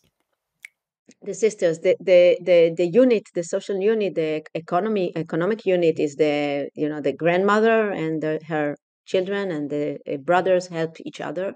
Brothers and sisters help to raise the children, and they called it. They try to explain to Westerners what is the system that they have, and they called it a walking marriage. You can be with a person. Yes, you want to have love and to have sex, and to bring children to the world. But he comes in the evening. Women get a room when she gets to her age, to 12, 14 age, and she can have a boyfriend, she can have a man, but he comes in the evening, sometimes brings something to eat or drink, and then he goes in the morning back to his work and to his mother, to his family. And they can stay together like this for a while, but he will not father the children. Um, but and when she's had enough with him, the Coolidge effect, when she don't feel, She puts sometimes a they can flag. be I think she introduced puts a together. flag out or something, A right? red flag. In the tradition, they put a red flag in the balcony, and he knows in the morning, there is no conversation. Where are we heading? The relationship. Just put a red flag, and he knows to go back to his mother house, and other men knows that she is available now. So this is what happened when women set the rules. We don't see strict monogamy, and the man, tied up and get some food and get some, but he cannot look at anyone else, and jealousy, uh, uh, but rather, uh, she can do whatever she wants. She can do whatever she likes. Sometimes she can be with the same person, but it's really very, very different from the monogamy that we are used to. I think that we are going back to this model in a feminist society, because we see that the more women have power in a society, you see more divorce, or she won't be in a relationship that she is not appreciated, or that women tend to file to divorce more than men. 70%, 67%, and from age of 55 is 92% Wow, women that's amazing. There's this initiate. joke. There's a joke about these two. This very old Jewish couple. They're like 95, right? And they file for divorce, right? And this journalist comes and he visits. Have you heard this? You heard the story or no? No, no, no, No, it's no. anyway. So the journalist comes and to interview them. He wants to understand. What happened. I mean, like, how could it be 95? Come on, why now? And he says, so what's the deal? How come now? And they say, well, hey, the kids are finally dead. That's the joke. Anyway, not a great joke, but there you have it. Sorry, Wow. that's my Yeah. divorce joke. Okay. But anyway, but you say above a certain age, it's mostly the women that initiate it. Yeah, man doesn't want change. They good where they are. Why to rock the boat? He knows what he gets. He's satisfied with what he has. But she, I blame the hormones, because after the menopause, the estrogen, the caring hormone, to think about the other, not to think about myself. You are released from the estrogen, and then the women starts to satisfy herself and to think what is good for her, and not only what good for the kids and the husband and everybody else, to satisfy the society. So that is my take on divorce after menopause. um, but anyway, you see that in feminist society, where women are equal, you see first more divorce, and then also more divorce initiated by women. And also, More single parenthood, yeah, single mothers, from sperm donations. We have this elevation also in Israel, 30% elevation in Wow. one decade, in every decade, of women that decide, okay, I didn't find my, Prince Charming, so I will take a sperm donation. And sperm donation is, for me, it's like more so, she still have relationship with a man, but the children are from another man, which is fit and good. Yeah, she select the genes, literally select the genes, in Yes. a file. And the mother helps her, and her sisters and brothers. Usually, I'm also a single mother, so it's not a one man show, yeah, one woman show. You have your family, you have sisters, brothers, friends, support system, but basically go back to the mother, yeah, to take care of the children, because it's hard to do it alone. So it's very interesting. I mean that, I don't think necessarily that it's good, um, but I think we are moving from patriarchal society to more equal society, and we have these changes, that changes of social structures that were historically, decades, ages of the same the social structures. Now it's changing, so we have hard time uh, to deal with the new, positions, what it is to be a woman, what it is to be a man, a new ordering of society. It's also fascinating that you say that the society that you live in also affects one's fantasies. I mean, you talk about how um, women's fantasies, often the two most popular, are either being dominated or exhibitionism, having people watch the woman being pleasured, and that in more egalitarian societies, you see exhibitionism becoming a more popular fantasy, whereas in Yeah. patriarchal societies, women dream more about being dominated. And it's interesting because I mean, that's obviously very linked to the animal kingdom. I think you mentioned how sex can be violent. I think geese can't even don't even release an egg during sex if I think of if the male doesn't bite the female on the neck or something like that. I believe, right? So you have like all these strange things that are happening in our primitive brain, right? And yet we're still affected by society that still can create this plasticity. Um, and now, when you talk about, what the future will look like, going back to kind of like prehistoric times, there's all these theories. There's that book, Sex at Dawn, that basically says that we were like bonobos, where, you know, there was no need to be possessive of one's partner. You just share. And, the Uh-huh. concept being that before we had agriculture, we couldn't hoard food, so we would share food, and our lovers were the same, right? And so, do you believe that theory, by the way?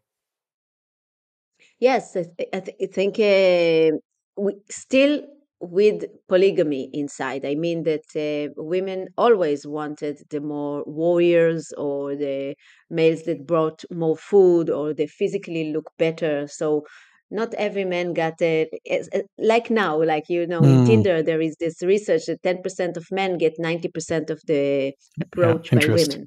Yeah, there is still the alpha, or the alpha type, that women are more selective. So it wasn't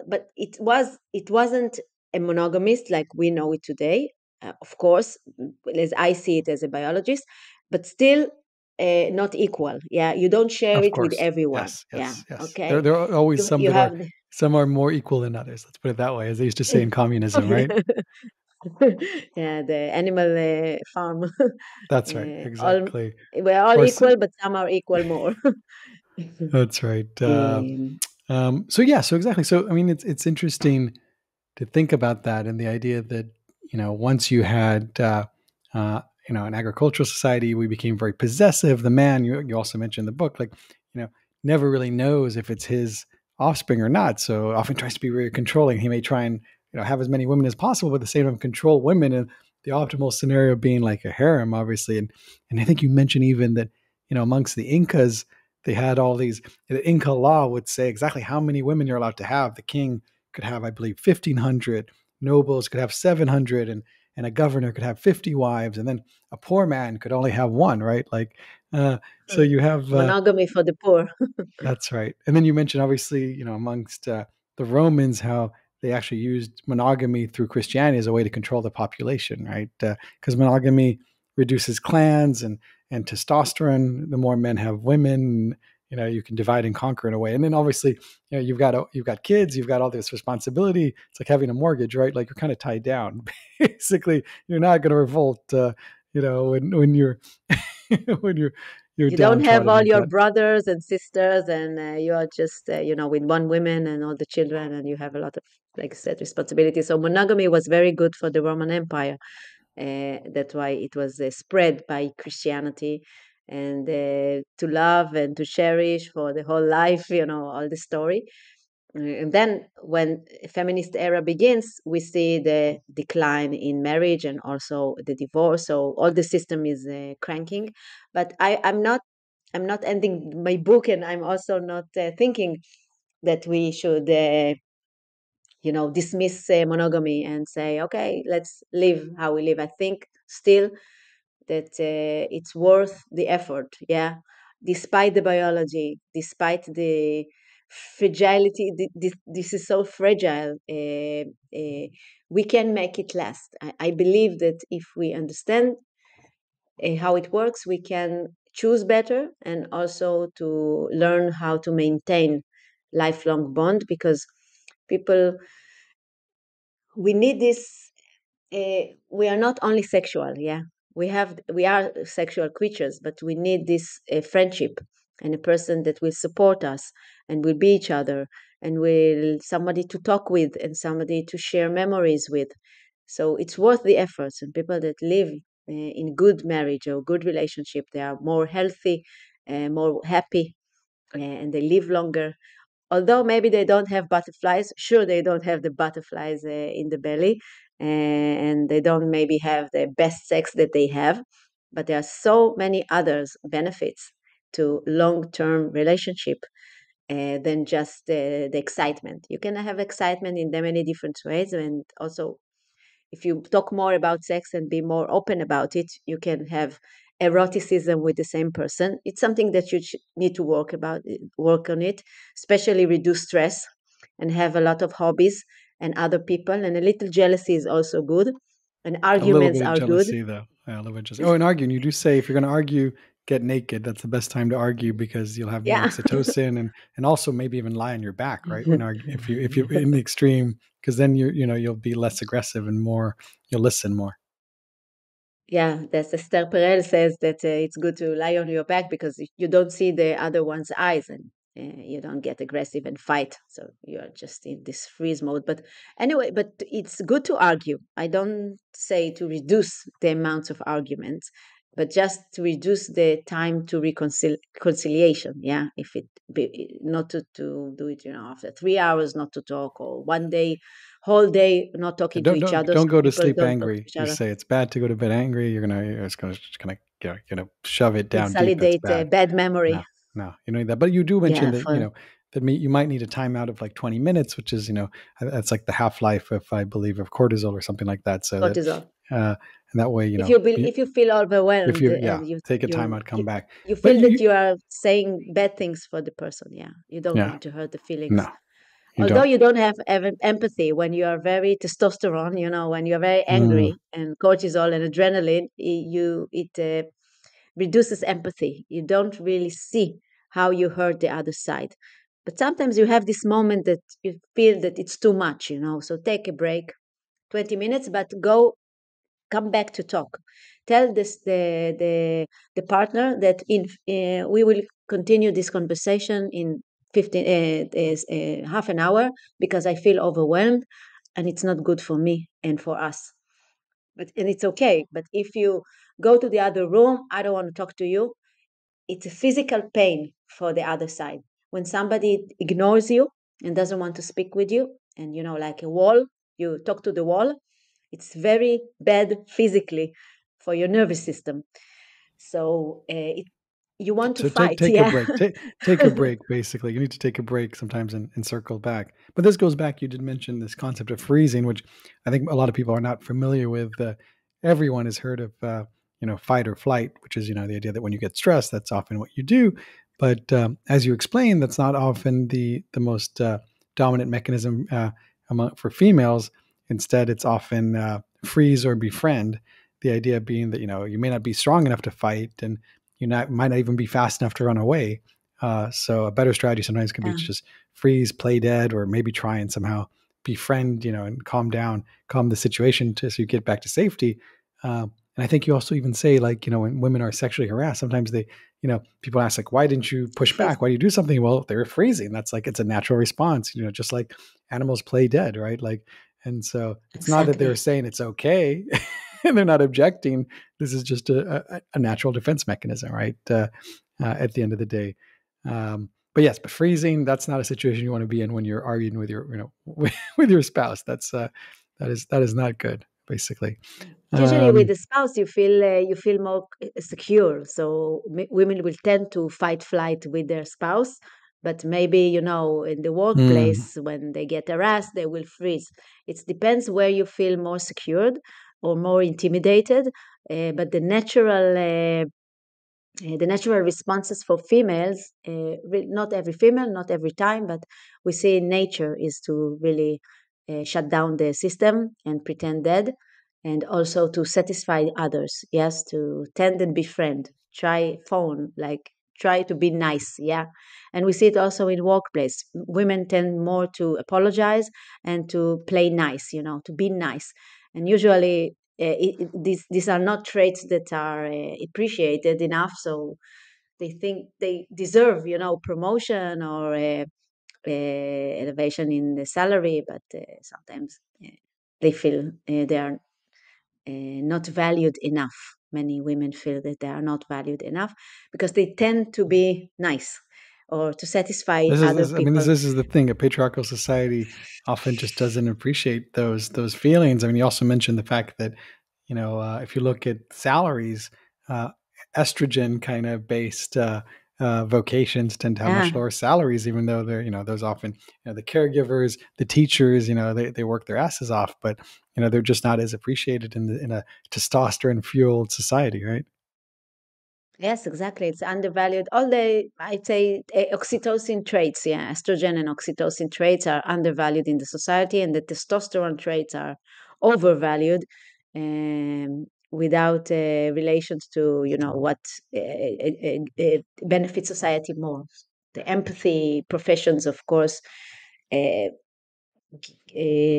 benefit society, child rearing and the education and the health system, which are dominated by women, caring system, psychologists, all the therapists. This is dominated by women.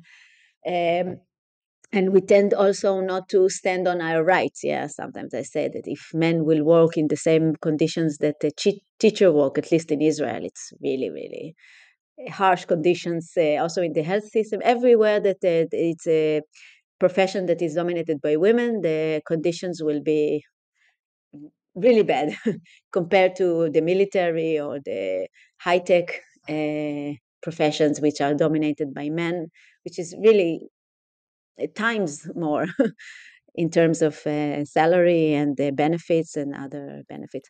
And not to So we mention need that to walk. That's what I yeah. said.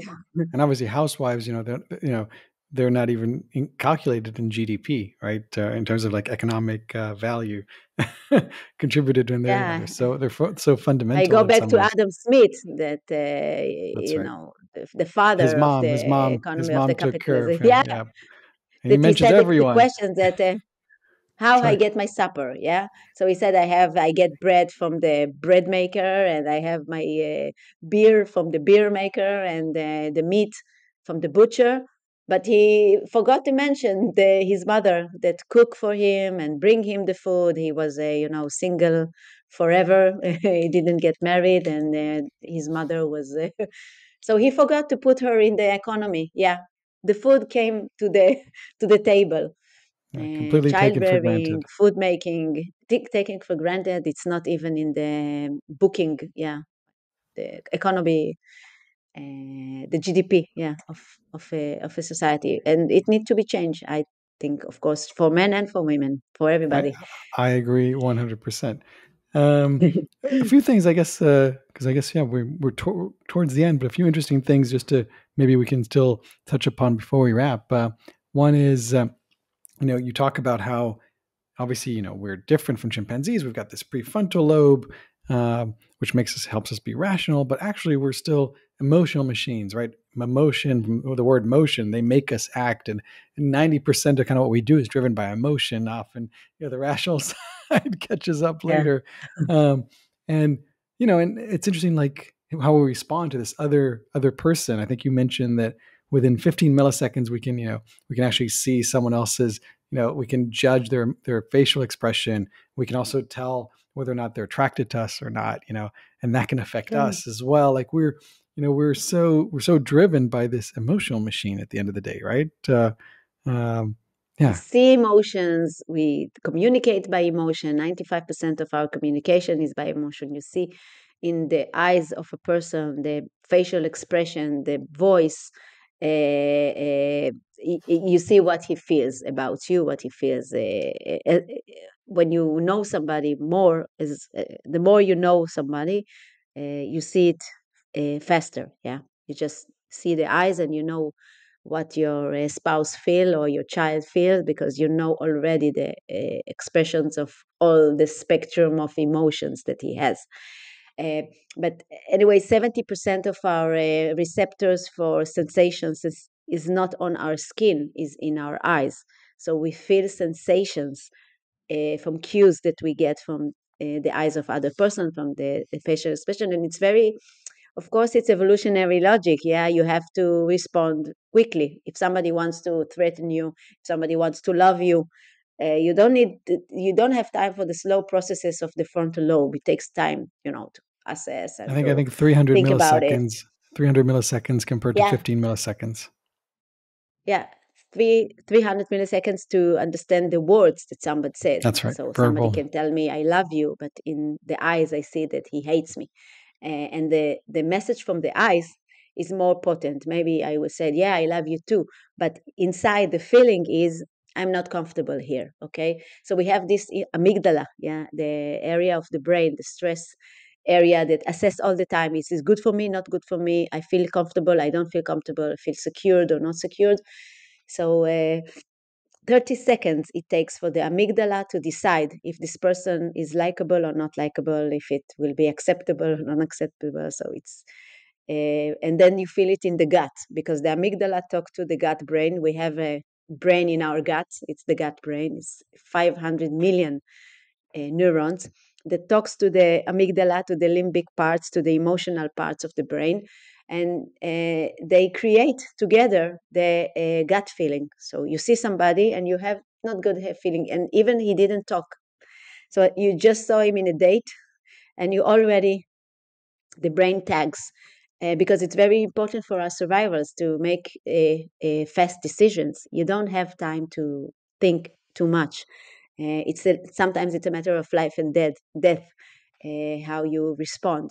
But for us in the 21st century, that usually you are not threatened, it has a disadvantage, yes, that you criticize or you feel you don't give chance to people from first impression. It Yeah, takes six sometimes oh, sorry, it takes please. 6 positive interaction to correct one negative interaction of first impression. So if I had a bad first impression in the date, it will take 6 good dates, good interactions to Yeah, but overcome. you're not going to have those extra dates at that point usually, right? Exactly, So it's done. I mean, exactly, this goes exactly. back to, I mean, you did say that in the book that serotonin is made in the gut from tryptophan, and that's what creates that butterfly feeling. Uh, but that feeling, even though it's a great thing, and often can indicate that there's something exciting and enticing. That research has shown that you know half of married couples didn't have that and the first time they Exactly. met. It's something that they got later. So it's not, you don't have to have that butterfly feeling to necessarily have a successful long lasting coupling, basically, right? um, yeah, and obviously, and there Exactly. is and there is this, you say, obviously we often if we jump to conclusions, we often have a negativity bias, right? Where we might eliminate someone who could be a great partner. Yeah, our mind is really uh, prone to think bad of people, or for negativity, to try to find something not good about a person, especially when we talk about love, because you need to give your heart to a person, right? And he can hurt you. So you want to, the brain is obsessed with keeping us from pain, yeah, not to feel pain, even in the price that we won't feel happiness and self-fulfillment and love and all the good. This is words that we invented. In nature, you need to survive, you need to not feel pain, and wherever you felt pain, don't go back there. Maybe men are bad for you, women are bad for you, yeah, we go to this generalization because our heart was broken, and we get this generalization. And that's, I hear a lot of women that said, I didn't have this gut, I have a bad gut feeling from the first time. So I said, but maybe it's because of all these traumas from the past. It's not, has nothing to do with this person, new person, because your body just don't want to feel pain again. So he eliminates, he said, okay, he has a big I don't know, he's bald, or he's too smart, or too not Too too nice, smart, even too nice too can be, nice. Yeah, that's often yeah, unattractive, right? yeah, too good or too nice. That's why we fall in love with narcissists. They have a magnetic power over women and over men less, but they are more for women. And then he will break your heart for sure. But there will be a lot of butterflies in the belly that comes from the anxiety, because he is not nice. He's nice in the beginning. He give a lot of love bombing, and they're all the characteristic of toxic relationship. But toxic relationship has a lot of emotions, and we like to feel emotions, even bad emotions. Not to feel nothing is bad for our system. We want to feel, and even a bad feeling, especially if we were grown up with narcissists, parents or brother or sister, so we know this feeling, yeah. So the brain looks for the familiarity, for familiar sensations, familiar feelings.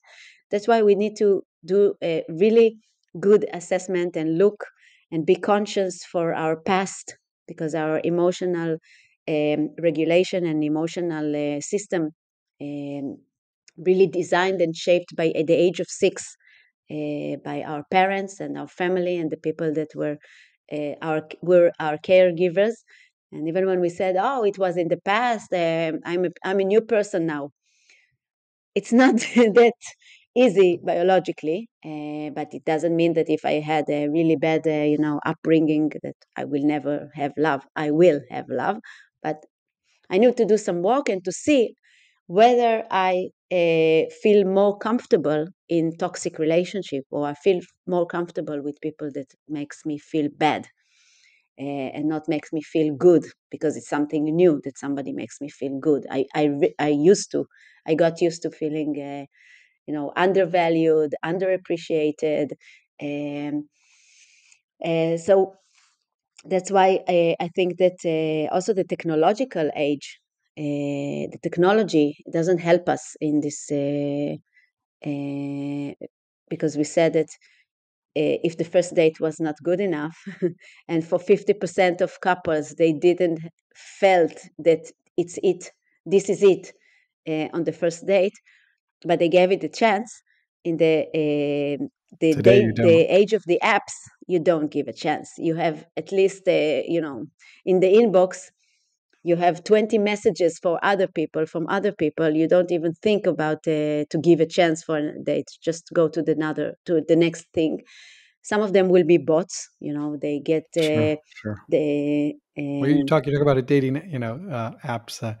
You mentioned Skinner boxes. I don't know if we have time to explain what that is, but the idea yeah. that they're not healthy instruments, and they're there to kind of keep you on the apps rather than help you perhaps find long-lasting love, and the idea that there's a cognitive overload when you're constantly kind of comparing different candidates, and just overwhelming feeling of FOMO, the fear of missing out.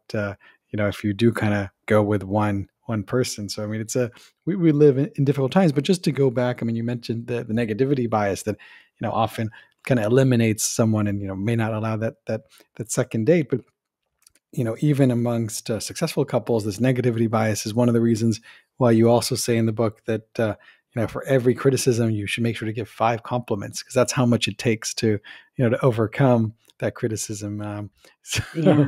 that's I think Yeah. that's very important. And I was told about a research that was done that they put, recording devices in the houses of couples with children, and they wanted to check the ratio of compliments to criticism. And we know that a good ratio is 1 criticism, 5 compliments.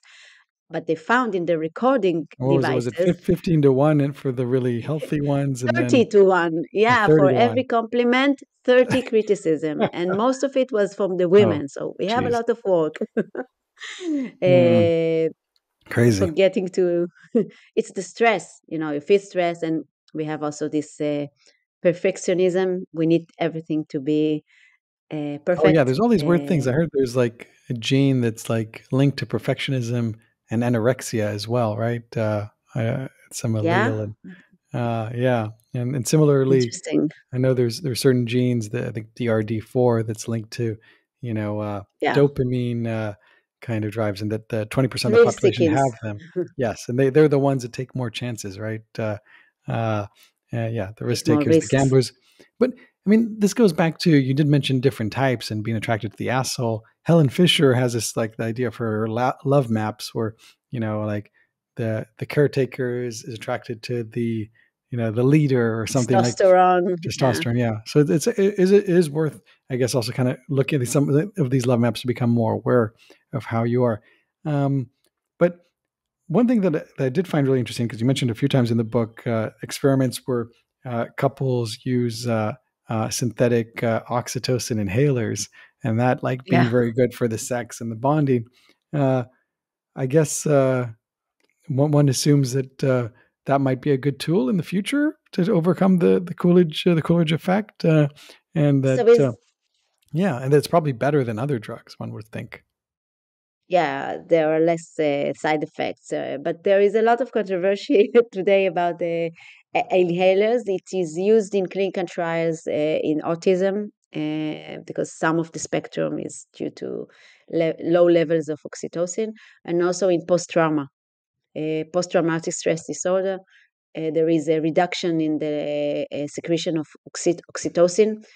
So there is studies that shows that the inhaler helps PTSD patients to talk more and to be more competent for therapy, more open for therapy. But people talk. There was an article in one of the economic journals, the love drugs economy, that this research on the oxytocin inhaler will be the medication for couple therapy. Instead of going to couple therapy, you just take these Yeah, inhalers. I don't know yet. I didn't try it myself. In the world of drugs, MDMA is mimics the oxytocin. So I know also that some couples take also this substance in order to feel strong feelings of love again, but the levels are high and it's not good for your brain. So I hope there will be a oxytocin inhaler and it will not have a lot of side effects. But until then, we have to learn to secrete it ourselves, be less criticized, be more appreciative, and to not forget to compliment 5 minutes a day, 5 minutes a day, just to train the brain to see the good, not to see the bad. It's also good for your health.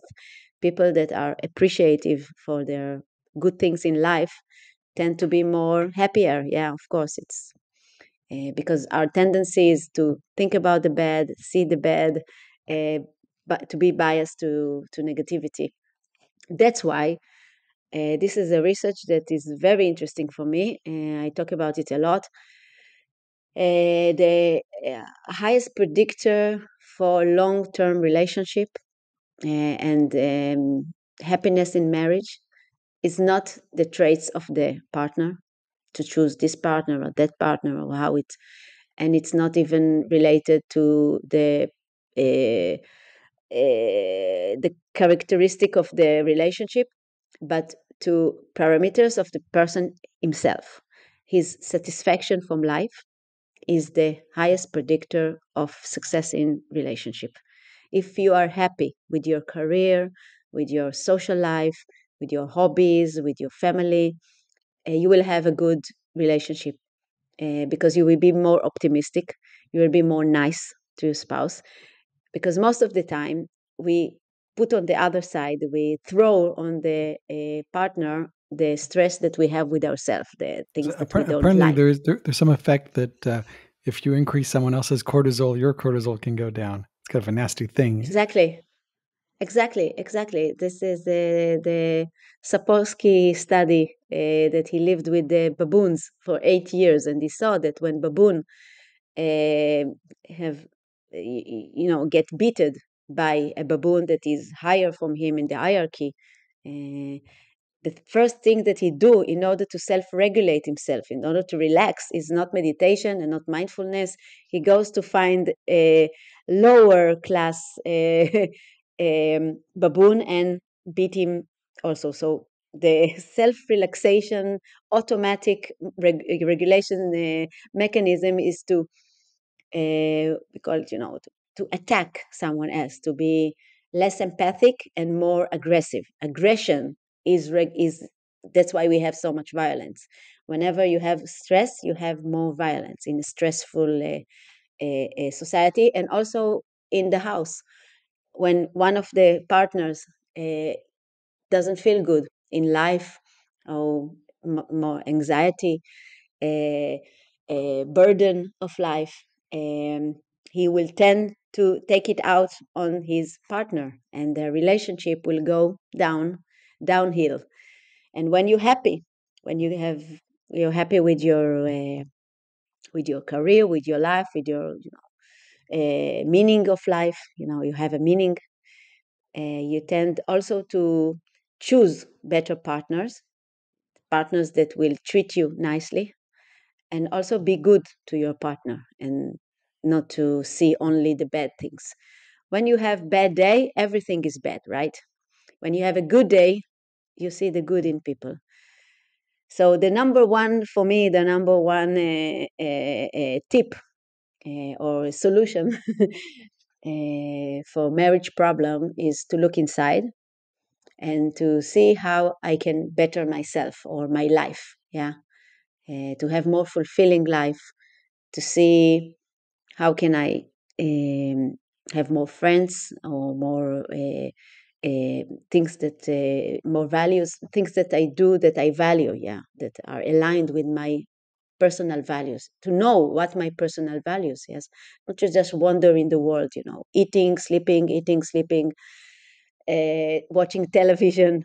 But Uh, but hold on, let's just bring that back for a second, because obviously, that all sounds great and it's good, but at the yeah, same time, there's also this idea that there can be a healthy amount of stress, or also, I mean, not even that, but even yeah, just that we know that environments, that the more dangerous they are, the more monogamy you have, and also environments that are more kind of dangerous and stressful often don't give time for people to become depressed as well. You see that in certain societies where you know you just don't have time to be depressed because you have to take care of stuff, right? So there can be, right, sometimes too much freedom, one can get lost in it as yeah, well, right?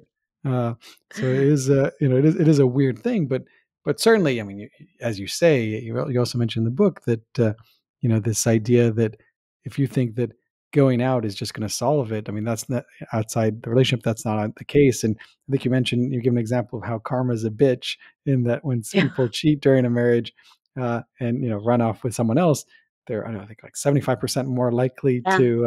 to divorce in that in that new relationship. Is that right? Something like that. Yeah, something like that. Yeah. So karma is a bitch. Yeah. uh, but basically, I think that first you hurt some people. Yeah. So it's harder. The children sometimes knows, and it's really you have difficult times with society. Yeah. So it's stress on the couples, and they will tend, when we don't feel good, our tendency is not to look inside and say, oh, how can I take responsibility for what happened? The tendency is to blame the other person. This is a natural tendency. When I don't feel good, the first thing I would think that what is wrong with my partner? Why he's so upsetting to me? But the feelings of upset, the feelings of anger, is because something is not good for me with my life or with my ambitions and things. So uh, um, so that's why I think that relationships that starts with a lot of stress uh, will tend to make the couple grow apart. Yeah, because you have so many things to deal with, and maybe also in this case, it was more erotic and exciting when it was forbidden, and when it is open, it's becoming again boring, and you lose the thrill. Uh, uh, yeah, it's very interesting. All this word of cheating or open marriage or polyamory. It's for me, it's exciting debate. I don't necessarily agree. I think it's risky. All these areas are very risky. Once you add another person to the equation, it tends to become riskier. You cannot control your brain. Some people say that they have rules. You cannot fall in love. You cannot be. Yeah, yeah. I The think brain doesn't polyamorous. have rules. Yeah, polyamorous relationships sometimes you still have a hierarchy, right? Supposedly you try and maintain, but you sometimes, yeah, something will Yeah, it's all override. drugs. It's all That's right. drugs. So sometimes you say it's only for sex, and then I fall in love. What to do? So okay, so we cannot control our emotions. We cannot control the brain. We cannot set rules. In love, there are no rules. So so we go there because of the Coolidge effect. But I think we are humans. We are very ingenious. We can find other ways to deal with the Coolidge effect. Maybe, maybe not. But I'm not judging. Yeah, everything, whatever is good for a couple, it's blessed for both of them. Absolutely. Well, I guess just to, I guess, try and wrap things up. There's so much. I mean, we might have to do another Yeah. session at some point, but because we haven't even touched up a whole bunch of things. But uh, it is Valentine's Day, and you do mention that there's a way to make love part of your routine. You say walks. You say make sure you get plenty of sunshine and nature. Petting a cat or a dog. That's good. That's another nervous system. That's oxytocin. Compliments, music. Apparently, you mentioned that music from when you were a Dancing. teenager, dancing is so good for you. Um, even alone, you say it's okay, dance when no one's watching. Don't worry, it's so healthy, right? Um, and Obviously, being physical, laughing, nutritious meals, making love slowly as well. You say, like, like the idea of Tantra. tantra. That's right, and not rushing things. So, there are a lot of ways to bring to make sure that love is a priority, and in the end of the day, not only is it a priority, it's it's for most of us, depending unless your brain is wired, differently somewhere in the spectrum. For the majority of us, it's a necessity. Um, Yeah, it's a necessity. so cool. All right. Well, I want to say, yeah, thank you so And much. also more couples, to have more couples to do things with Oh, them and yes, you say that's to, right. Have yeah, have it's very overlapping interesting. social circles, right? That was the idea. And Yeah, you also because you they said that oh, sorry. Yeah. they showed in this research that couples that have couples that they are doing things together, overlapping, so the relationship become more stable because they saw that they are gossiping about the other couple and um, Gossiping is a way to kind of bond. to communicate, yeah, to communicate and bond and to bring messages to each other. Yes, by talking about the other couple, I'm basically saying what I need. I'm talking about her, but I'm talking Mm, about me. So basically it makes the couple talk about things they did not necessarily will talk about because it's a topic of someone else. Yeah, it's gossiping, but we like to gossip and it's good to gossip and it makes the relationship more stable. And I'm also thinking that we are not necessarily um, um, just a monogamist, yeah, just as we said, creatures, but we are communal creatures, social creature. We need a lot of people in order to be happy. Not only the spouse, the partner. but friends and family, and you need a village to raise a child. I say that you need a village to raise everyone, an adult. It's not only the relationship that will fulfill all our needs. We have so many needs that one person cannot fulfill all of them. So we need to stop thinking about it. He will need to feel everything, and to think what is wrong with him, because I don't feel that I'm fulfilled enough. Yeah, I don't feel whole enough. So maybe something with him is wrong. If I will replace him, everything will be good. Not first, I need to fulfill myself, and then with other people, with other hobbies. I said earlier, the jealousy, little bit of jealousy is also good. It retain the excitement. But anyway, I hope everyone will have will get value from this talk and have a beautiful life, happy life, and with or without relationships. Well, I want to say the book is amazing. I'm proud to publish it, and there's so much more information in there. You Thank you. know, even tips on if you're arguing with your partner, don't ask for advice from the family because they'll be biased. Go to friends. All this, there's just a lot of practical information that will help you basically have a much more successful love life. And I think we could all use that. So well done, and yeah, and thank you for doing all that you do. Thank you. I'm so happy, yeah, to publish with you this book. Thank you very much for the opportunity.